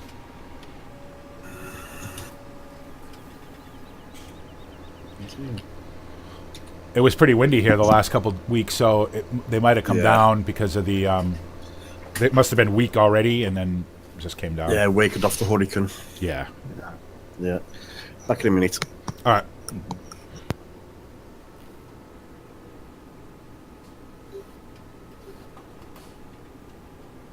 Now, hope I can get out better than I got in. Well, yeah, because you have the whole road to get out on. Yeah.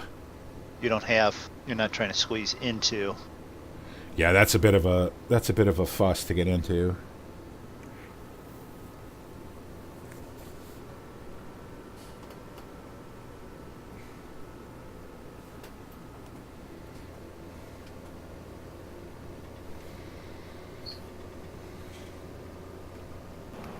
And we've got one down on field 7.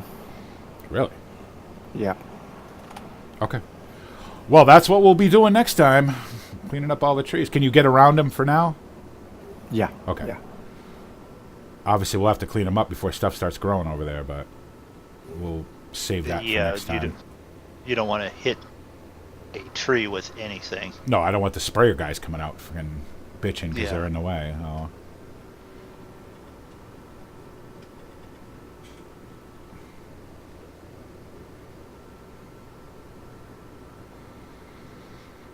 So that's the second biggest meadow right there, the one that you're on now, dude.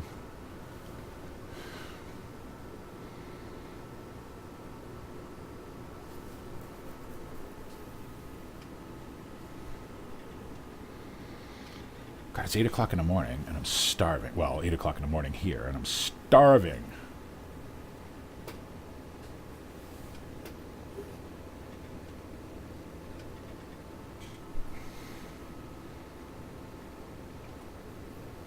Told you to eat bigger breakfast on the ferry. I did. I had a muffin sandwich or whatever the hell it was.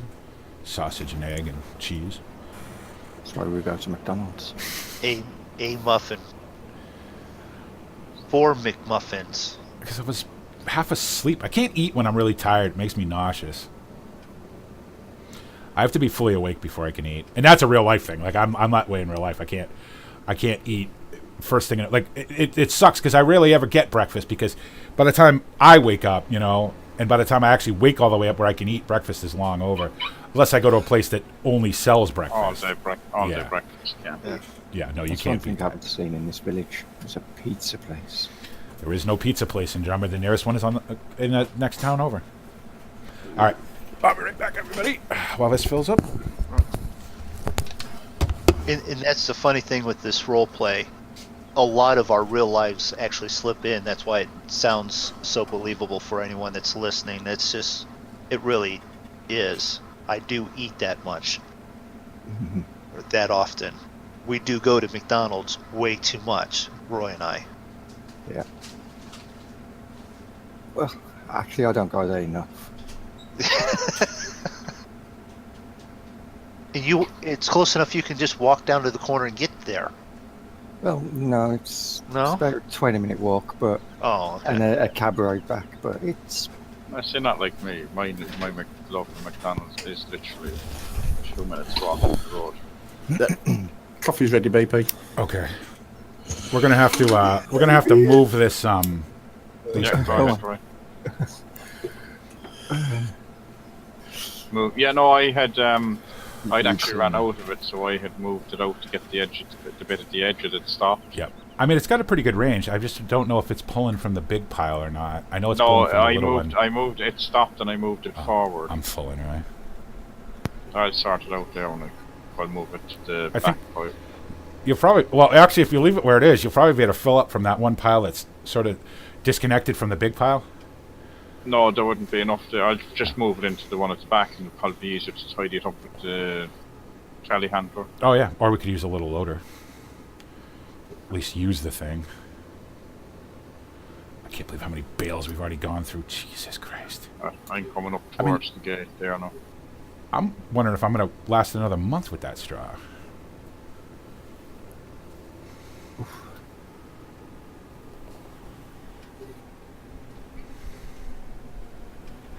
On the American side of the road again.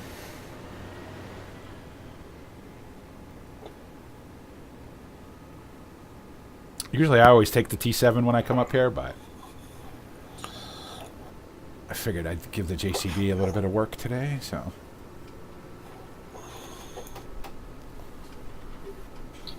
$65.5 hours on this JCB. That's the other advantage of playing this way, is that you put some real life hours on your equipment. Well, there's 2.8 hours on the conveyor belt. Yeah, exactly. 2.8 hours on a conveyor belt. That only counts when the motor's running, so. And it doesn't have to be running in order to work. It's just 40.1 hours on this Massey. On the Massey, I think the 5.7 on the little one. Yep. I think yeah, of course it's going to turn. It's going to calibrate. It's going to turn every time you turn your computer on.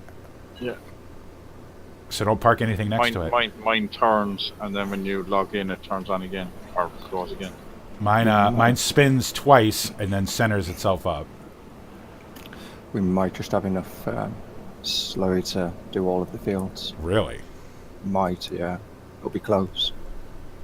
Still over 300,000 litres in there. Wow. Good. Which means at some point we will definitely need to get some sort of auxiliary storage. Well, Perry, I'm going to give you a phone number. You're going to have to start making a call. Okay. They're going to offer you some finance terms. Don't argue with them. Just take them. Okay. You'll be, if you get the ones I have, they hold 250,000 liters. With the air, they'll have to come in. They'll put down a concrete pad. It comes in on a bunch of trucks. It's a big sectional thing. It'll have an aerator and a vent in it. They'll dig a dry well to pump the methane down into. It's going to cost somewhere around 100,000 pounds, whatever that converts out to euros. They'll give you 10 years to pay for it. Yeah. Okay. Yeah. Yep. If only this on it, so. I mean, you know, I don't know that we're going to... I don't know, but it'd be something to probably start thinking about anyway. Yeah. Because this is the time to think about it, because over the winter, when we're not using it and it's just sitting there building up, you don't want to get to the point where your pit is completely full and you have nowhere to put it. Yeah. Because then the only thing you do is you have to call somebody to come and haul it out, and you got to pay them to do it.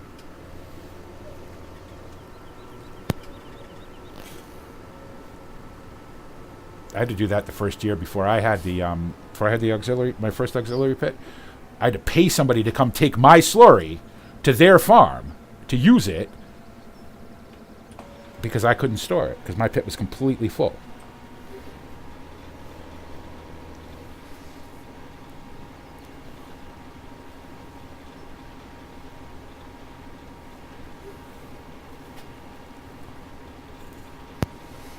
We're both getting one.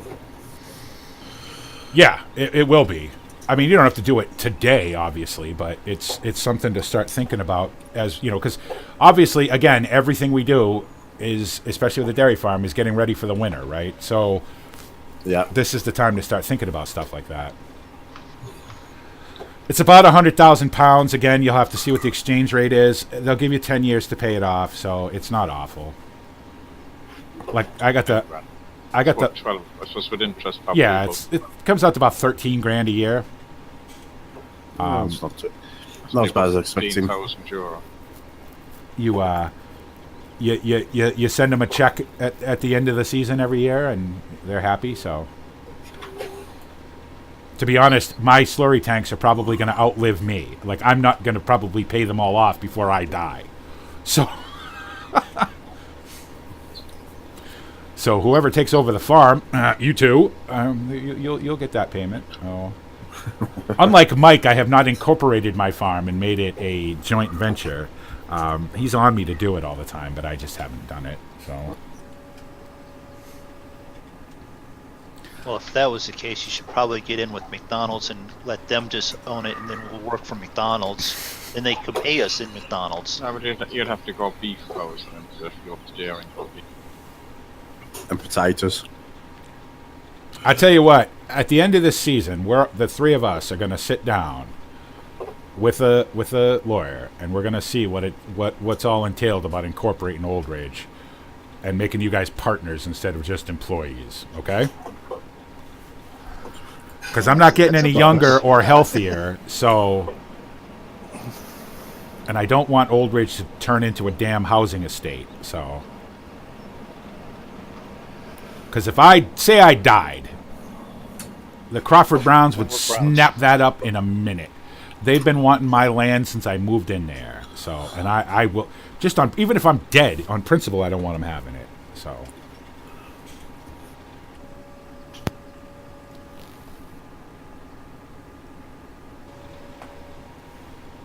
There you go. And then if I'm not saying anything bad, because I'm the nice one, but if that was the case, then we could just bury you in the corner close to the Crawford Browns, anyways.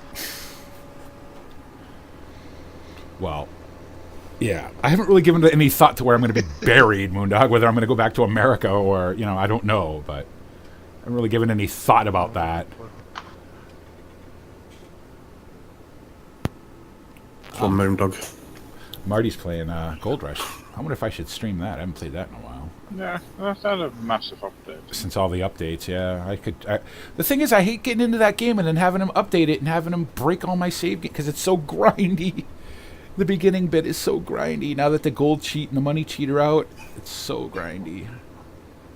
Why are all the games I play very grindy? Well, because you like simulator games, VP, that's why.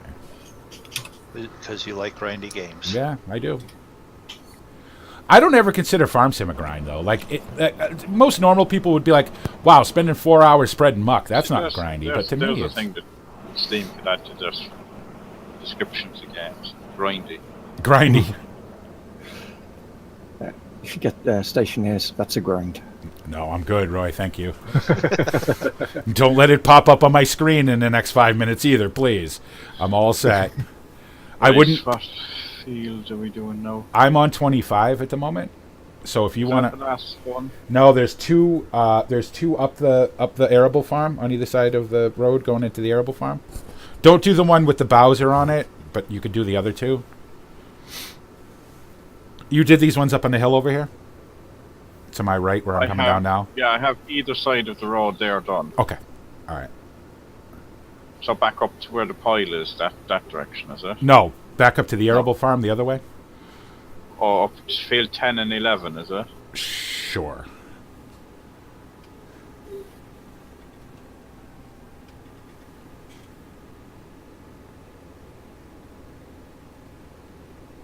That one with the Bowser on it, we just use for sort of overflow storage. Plus, it's really small and hard to cut.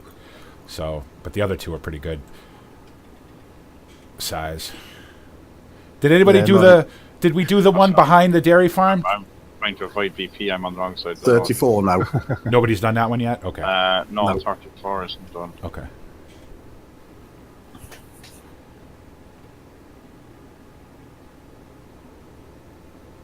All right, I'll finish 25. I'll go up and do 34, and then that'll be it. Roy, you're nearly done with all the planted fields? No. All the arable fields? I didn't think so. Still there. You'll be here all night, so whenever we go home. Well, you ain't got to finish it today.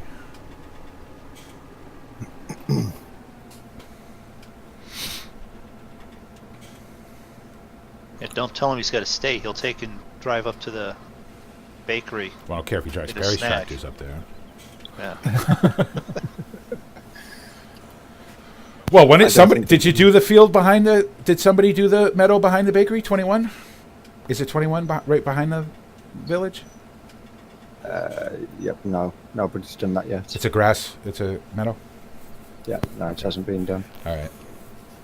2021 and 22 haven't been done yet. Okay. To be fair, I don't know that we can do them anyway. I'm pretty sure we couldn't do 21 because it abuts directly on the village and the stink might annoy people. I'm surprised Roy hasn't been there to do that one. I'd have to find out for no, sure. it's a grass field, but I might take this down to the bakery in a minute and just see how many people run out to the bakery while I run in. Because the smell. Barry! Want to get a big fine? No, you're not taking it down to the village. You take the tractor, please. Don't take the tanker. Don't take the tanker, please. If I get fined, you're not getting paid. And it's a good fine, too. That sounds fair. I parked mine outside the pub one time to go in for lunch, not thinking, and George came out and he's like, "Move that thing!" I'm like, "Sorry." I didn't even think. He's like, "I got people outside in the patio." I'm like, "Okay, yeah, that's bad." Because this was after first cut, so it was warm. So everybody was, out on the patio having a drink and having lunch. And here I come rolling up with my filthy old tanker. And I go, "Oops, sorry, I didn't think about it."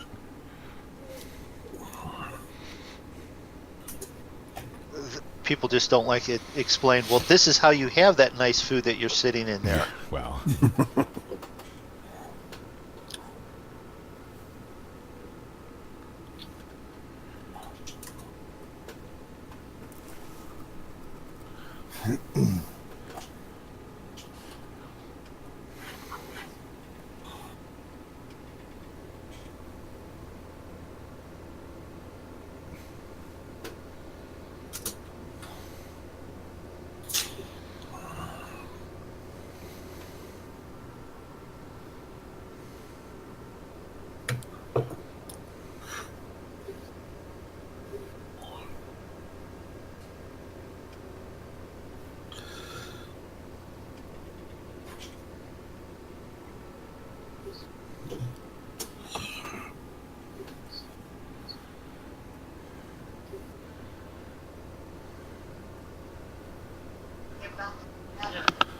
So we're going to have to see if we can get that chipper back. Yeah. We shouldn't have any trouble now getting it, but to clean up these, we'll do that. Well, we'll do that next time, I guess. We'll I was just cut them up for firewood and throw them in a trailer and take them back to the farm, yeah. We could do that. Yeah.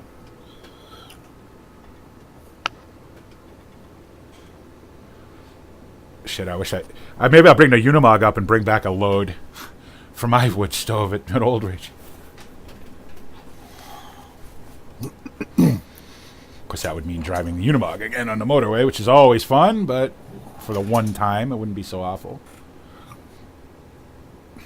May as well take advantage of it while you can. It'd be even slower with a load of wood in the back of it.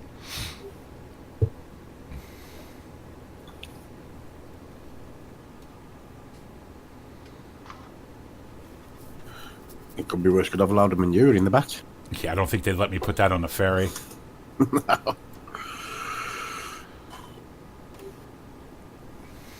No, they question it already when I'm in the back a few times. And we roll up to the ticket terminal at the ferry, and he's sitting in the back of the Unimog.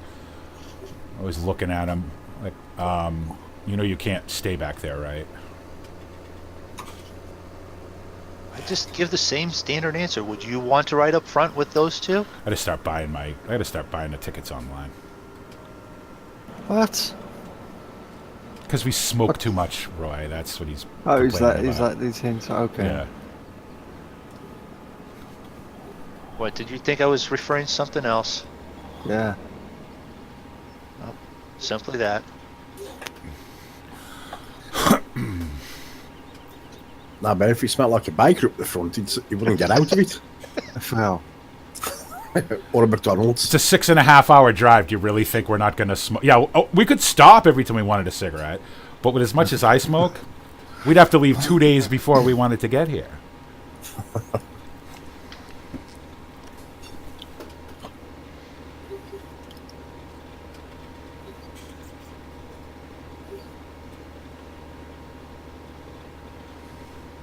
You can always put his head out the window. He usually sits in the middle. So that we have the windows, so that we don't... Yeah, for the kill 'em. smoking, yeah. Well, the back window in a Unimog opens. Oh no, the last time we tried that, though, you got soaking wet. Because the rain, Yeah. the rain was kicking up from the tire. Because it's got big Agra tires on it. The rain was kicking up in the holes in the bed of it. He got the back of his head all wet. He couldn't figure out where it was coming from, and I wasn't going to tell him. So Figured it out pretty quickly. yeah, after about a half an hour, I was bitching about it. Why am I wet? I don't know. It's amazing, even as slow as that thing is, it'll create the draft and pull that rain right in there. Pull it right in, yeah. Hey, at least the car is comfortable. That's not particularly fast either, but whatever. At least it's a car. Oh, Mike saw that. He gave me all kinds of hell about that. He's like, well, isn't that cute? Yeah. I know. I'm like, it's not your minibus. You got rid of that. That's too bad. I like that thing. Frame finally rotted out on it. He was very proud of that. He basically rides his motorcycle around everywhere.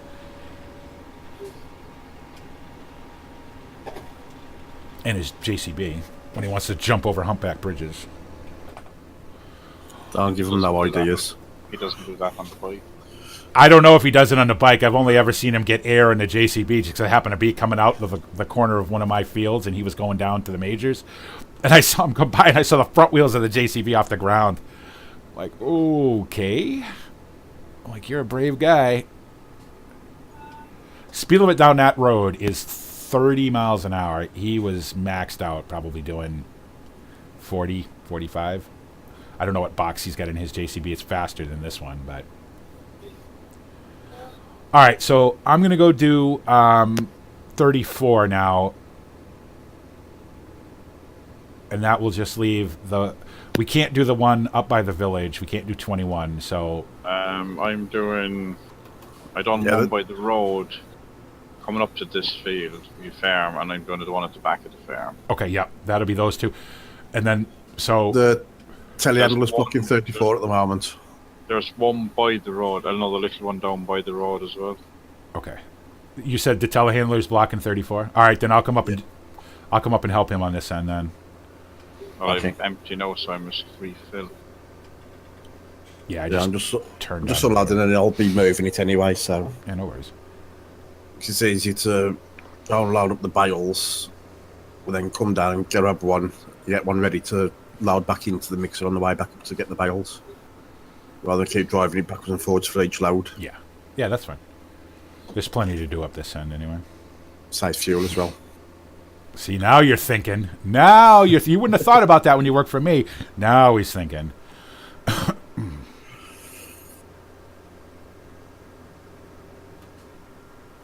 $6,000 every time we get a fuel delivery.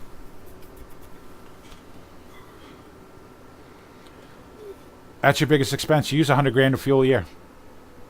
Yeah. Well, it's just it is what it is. Can't avoid it. Gotta have it. So.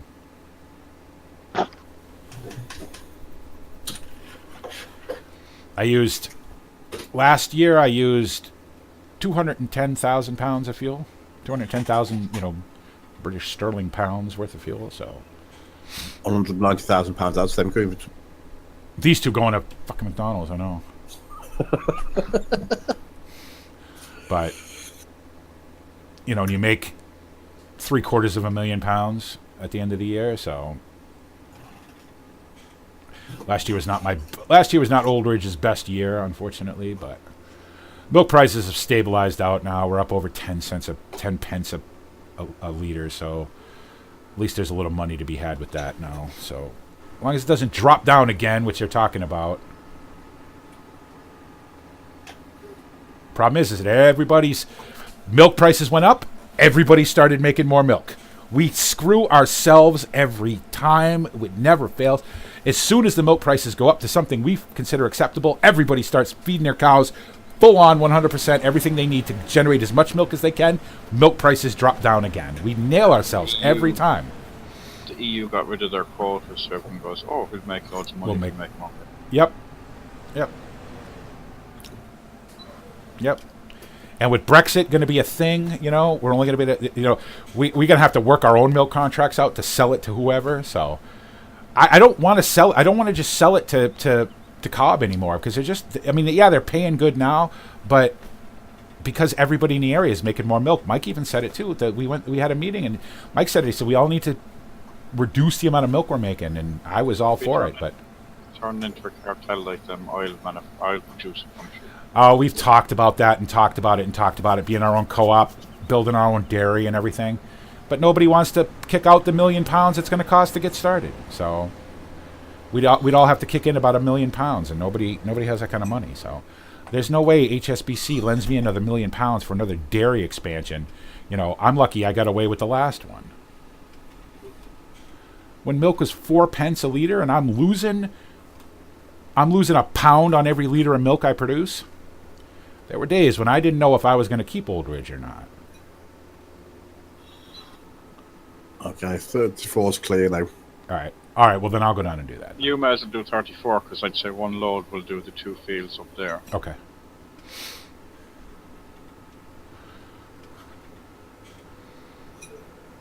I like how that HUD pops up. Half of 36 as well, isn't it? Half of 36, the bottom half, yeah.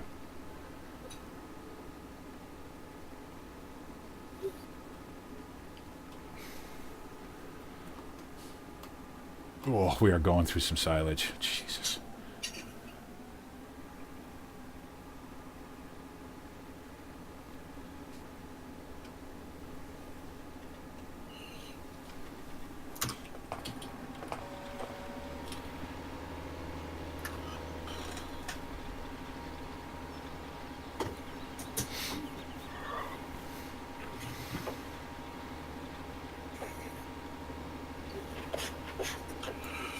I still want the ability in 19 to be able to put my cows in a shed for the winter.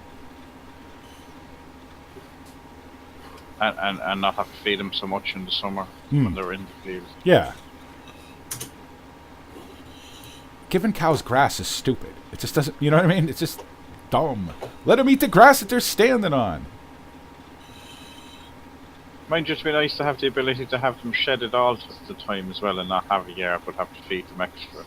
But if you do put them in grass, get an advantage. Yeah. Yeah, do a zero graze deal. As in, some people do that anyway, so yeah. I wouldn't do that personally. I don't agree with it, but I definitely see the advantages of it. I see why people do it. You can have a bigger dairy herd or beef herd without having to wander them down the roads. Right, exactly. Right, because pasturing animals is now based on your acreage. The amount of animals you can have is based on the amount of acreage that you can pasture them on. So that's why I can't have more than 400 cows. I don't have the acreage. I'm right at the limit. And if anybody's interested, I find all this information out by Googling stuff. I spend just as much time researching things for this series as I do actually playing on it. And all the information is out there. You just have to find it. And some of it is very obscure and very, like, if you're looking up regulations, especially in the UK for some reason, the Irish regulations aren't bad, but because they're based on EU regulations, but the UK ones, man, I tell you what, I remember reading the Best Practices and Standards Act for about 2 weeks before I really had a handle on what it was talking about. Because they cover every single aspect of what you could do and what you can't do on your farm, and what you should do and what you shouldn't do. And it isn't broken down by laws, it's broken down by best practices. So it says, this is what you should do, and then somewhere in that paragraph will tell you what you can't do. The only one that was really clear and easy to understand was the slurry and waste spreading ones. Those were pretty clear. You cannot do this, and you cannot do that. You can do this. So those were easy, but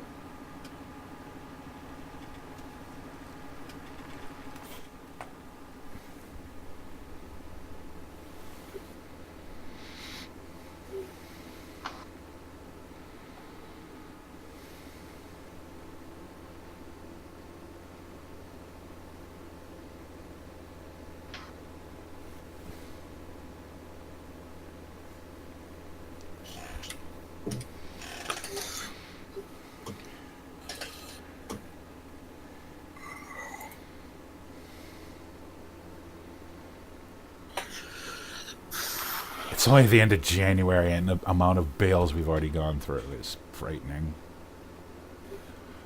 We're not going to have another bale till June. Well, we'll get a cut of grass. I pray it's the end of April. I guess it all depends on the weather.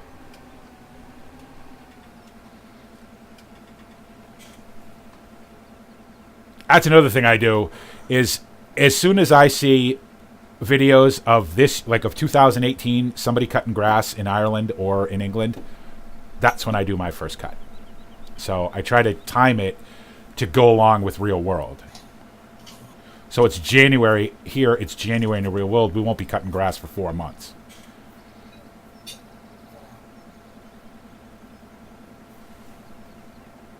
Yep, I'd say we're going to have enough muck. I'm glad we got to move it all, though. Because we'll be spreading one more time before first cut, so... Assuming we have it. If we don't, we don't. But if we do, then we will.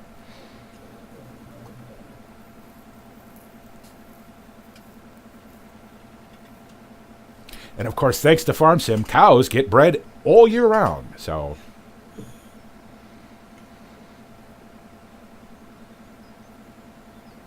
And there's no way to cap it in Farm Sim, is there?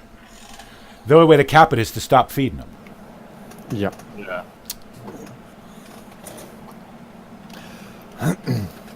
You'd think there would be a mod, like the animal values mod, the animal value mod, which is what I use in 15 to I got to 400 and stopped. Of course, cows don't breed in 15 on their own anyway, but which made everything I just said completely irrelevant. Never mind. Cancel that. Yeah. On seasons it does it, but yeah, that's one bit of seasons that you may want. Yeah, but I don't want the rest of it, right? I can't believe nobody's written a mod. Where's Travis? Where's our scripter? Where's our in-house scripter? I need Travis to write a mod where we can cap the amount of cows.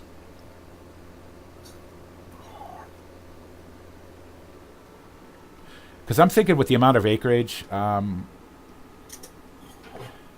yeah, they do, but it's not like it is in the game where you're going to get a cow every day or every however many hours. Well, it's bad farm management to have them breeding all year round, basically. It is, yeah.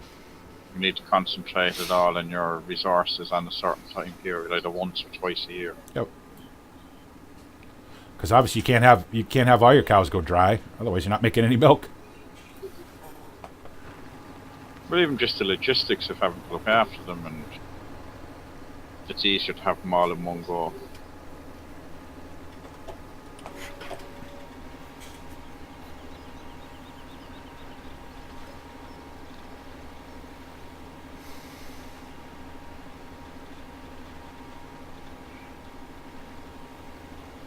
So we were talking about the chickens in Farmer's Dynasty where they just sort of stand still. I wonder if the cows do that too. Yeah, the cows are in the barn and that. They don't actually go out in the field. Oh, they don't go out in the field? Okay. No, they stay in their stalls in the barn as far as I know. Yeah, because come to think of it, I don't remember seeing a pasture, so yeah. No, they're barn. So Farmer's Dynasty is forcing me to zero graze my cows. Okay. That's fine.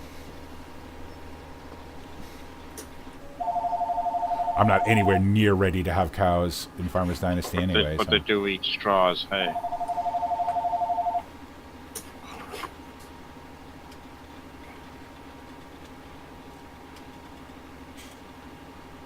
Because nobody's giving me a baler, so... Somebody will. Somebody will. Oh, okay. You get a complete set of equipment from doing quests. Oh. Yeah, and then the second when you start, you buy yourself the upgraded one. Yeah, once you've earned all the equipment, when I want jobs doing, they pay you then. Oh, nice. Yeah, that's what we'll do. We'll sell them. That's how I used to do it in 15 before I got that mod. Yeah, we'll just sell them when we get past a certain amount. I'll let Perry figure out whatever number he thinks is appropriate. And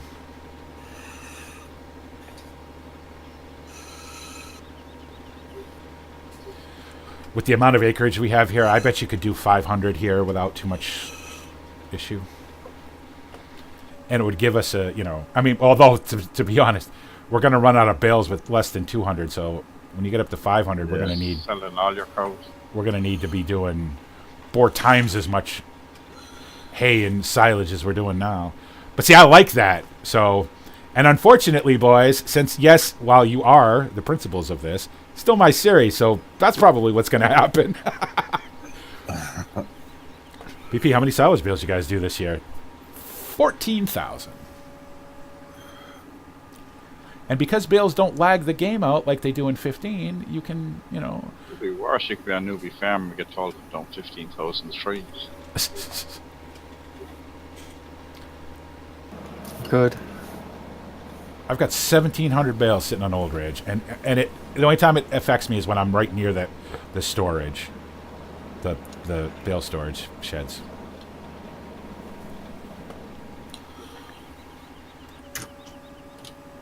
Then again, cutting down 15,000 trees is not hard. It's actually disposing of them afterwards. Right. And Yeah. the problem is though that because of the way you planted them, we'd have to cut down 700-800 next to each other. That would cause lag. Yeah. And then what do you do with them exactly? What do you know? That new black sheep modding thing. Get somebody to cut them down and then you follow with that. Instant get rid of no wood chips, no nothing. But then that defeats the whole purpose of cutting them down.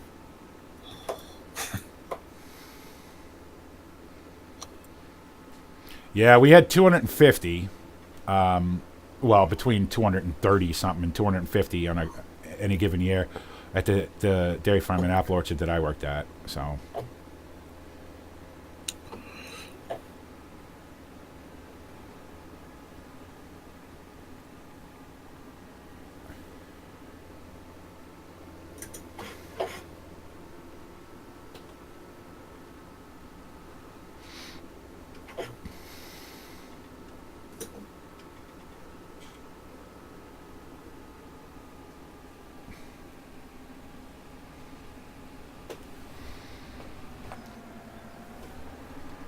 Yeah, the field 9 up behind the arable farm was surprisingly big.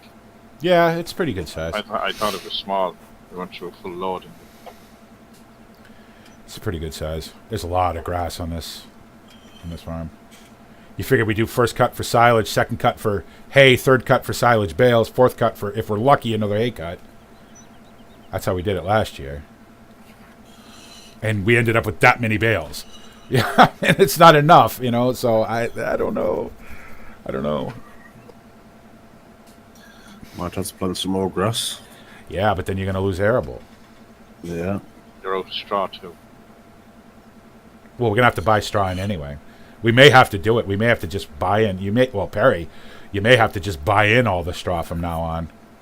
It's Yeah. probably easier to buy straw because there'll be more people wanting to get rid of straw than there is to get rid of grass. Yeah. Straw's a lot easier to buy in. I mean, if it comes to that, then that's what that's what you do, I guess. And again, it's your decision. You know, if you want to plant, if you want to put everything down as as grass, then that's what you do. We kind of need 4 cuts a year, and we'll get them. It's just that last cut is always not so great, but of course, in farm sim, it doesn't matter, but.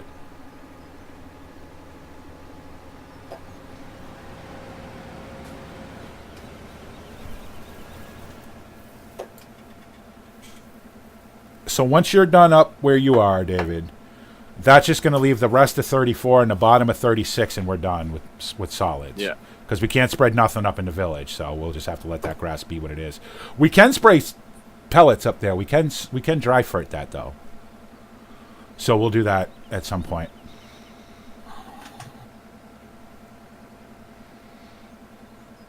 And since we stuck Roy with only one slurry spreader to do 500 acres of arable, it's going to be a while yet before that's done.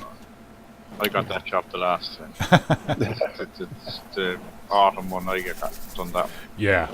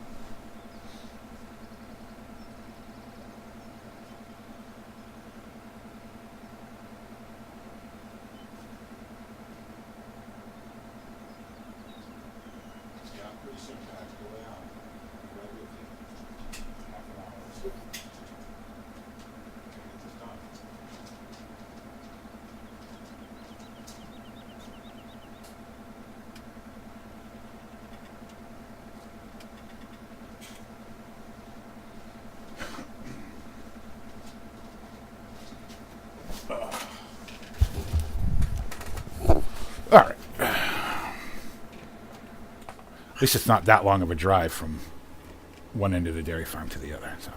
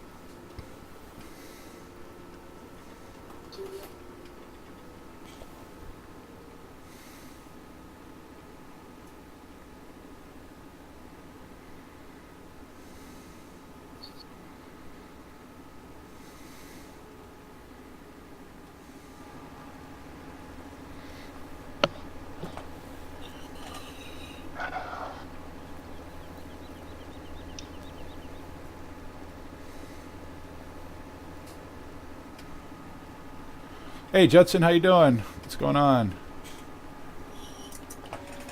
Spreading some muck at Drumard. Pretty much where we left off the last time we were on Drumard. Well, it's got to be done.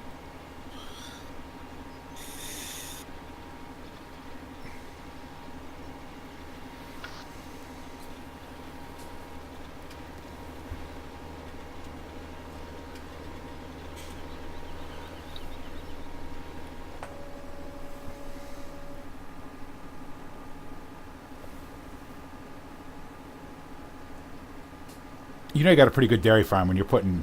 How many hours on a telehandler now, Terry? 21.3. 21.3 on a telehandler.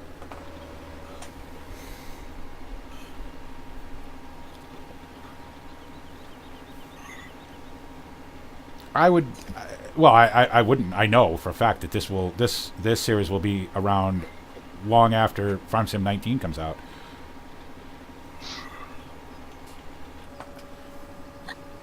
And in case anybody's curious, yes, I have already thought about how Old Ridge is going to make an appearance in 19 too, and it will. Maybe one of these two guys will decide they want to be farmers in their own right and buy a farm, but I'll figure it out. Don't worry.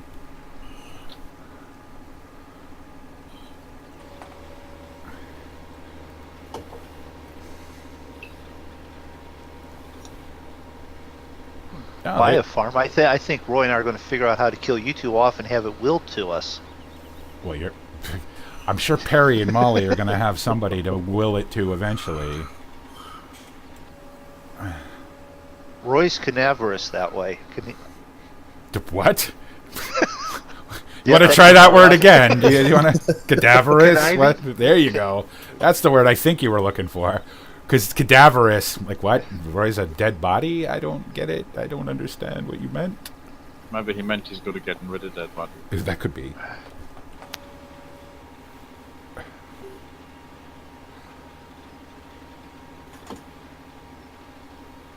Okay.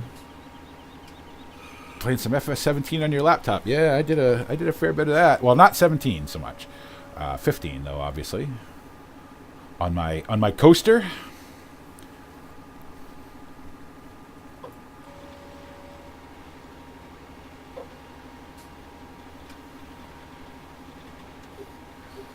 Alright, so that's that. Now I wonder, I will say this, when they set this all up and they put all these gates in and everything, like having to drive all the way around the farm to get to the next field is a little inconvenient, but that's the way it's got to be, so. Welcome to Irish farming. Yeah.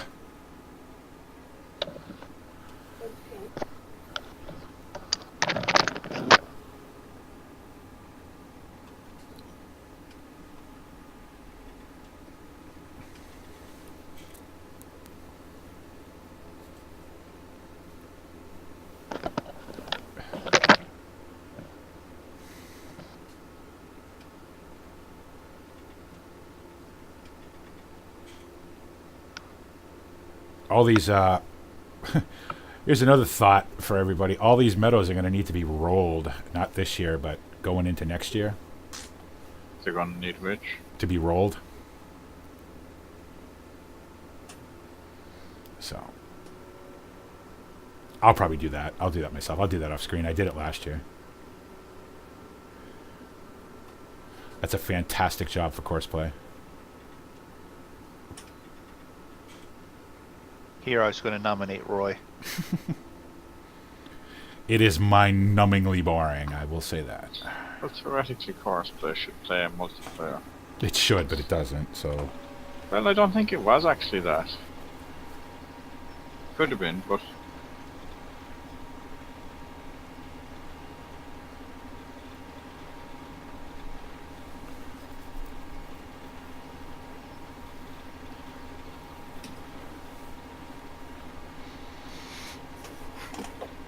Because if it worked, I'd be using it right now.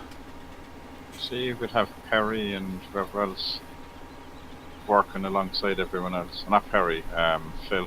Yeah. Well, Phil's got to heal up first. Phil won't be doing any work for a year. Won't be doing any work for a year.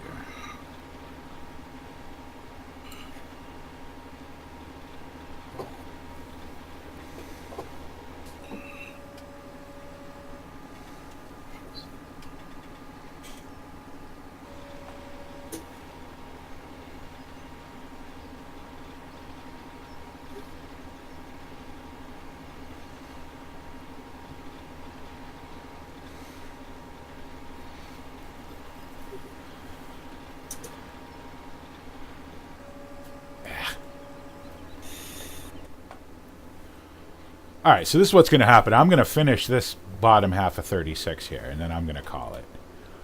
Yeah, I'm done up there. I'm just bringing down what I have left in the trailer. Okay. Well, do you want to come and run a pass on 36 then? Well, that's what I'm saying. I To come empty it down out, and... yeah. Whoa. Okay, this isn't going to work. This isn't going to Yeah, work. you're good. You're fine. Yeah. I can't wait till Perry sees that. That was, I think your ABS is broken there. My wheel's locked up.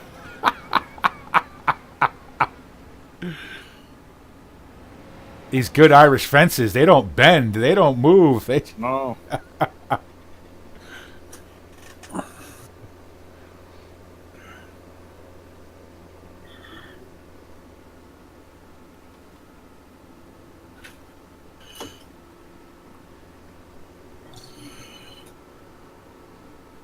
Because if I was a smart YouTuber, I'd break this up into 4 or 5 episodes, but I'm not going to do that. I'll just let it all go up in one big chunk.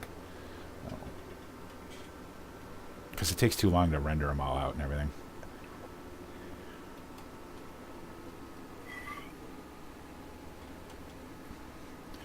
Oh, this is going to be interesting if I can make this turn and not hook this thing. Come on. Oh, did it. Good job.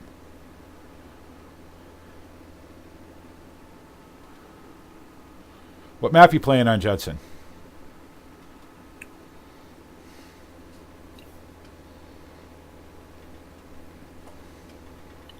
I'm sure it'll be one I've never heard of.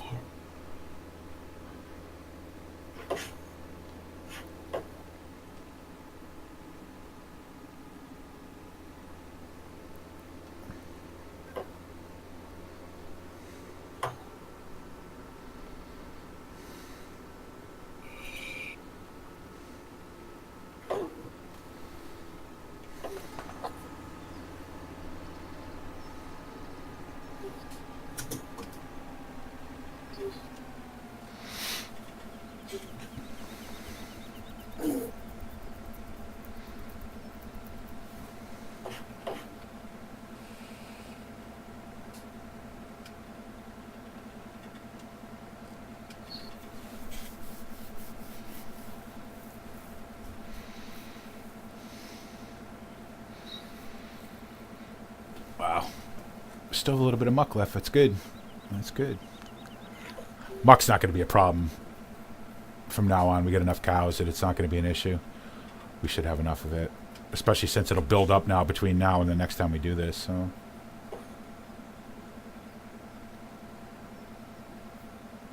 got to remind myself to dry fert the meadows up by the village, though.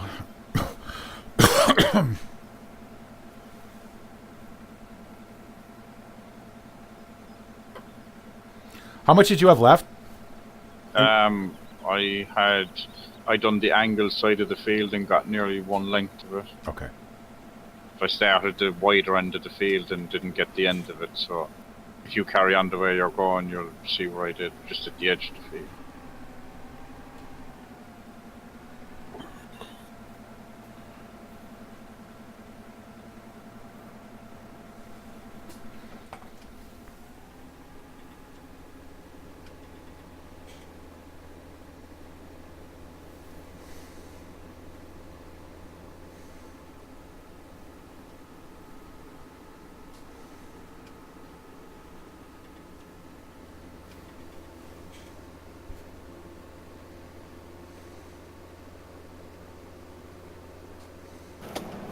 And the fields left to be sprayed are 4, 5, 6, 7, 8, 13, and 23. Jesus. Shoot anything at all. What have you been doing this whole time, Roy? Well, he did have 36, which was massive. So. Yeah. Nice. I'll That's the be one back in a started, bit yeah. there. Oh, I went the wrong way. Crap. And Yeah. I'm just finishing up field 1 now. Okay. Yeah, I'm gonna finish up.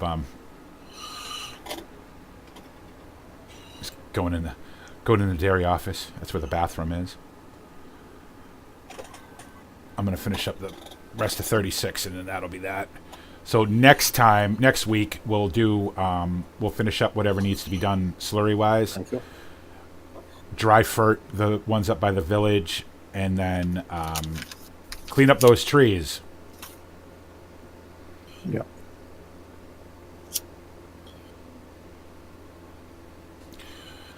That little it's a Perestroika 1986. It's kind of like, oh god, the Gifts of the Caucasus map. Yeah, okay.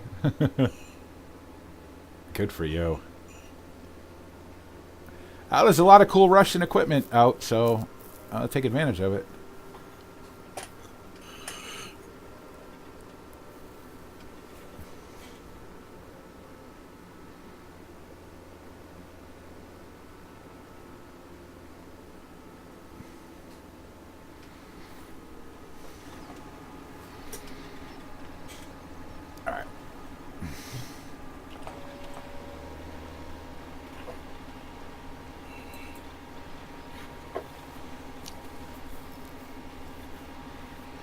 So I guess while I finish this up, I'll say thanks to everybody. Thanks. It'll be a little while before I'm done here, but just so I can get it going, because it always takes forever.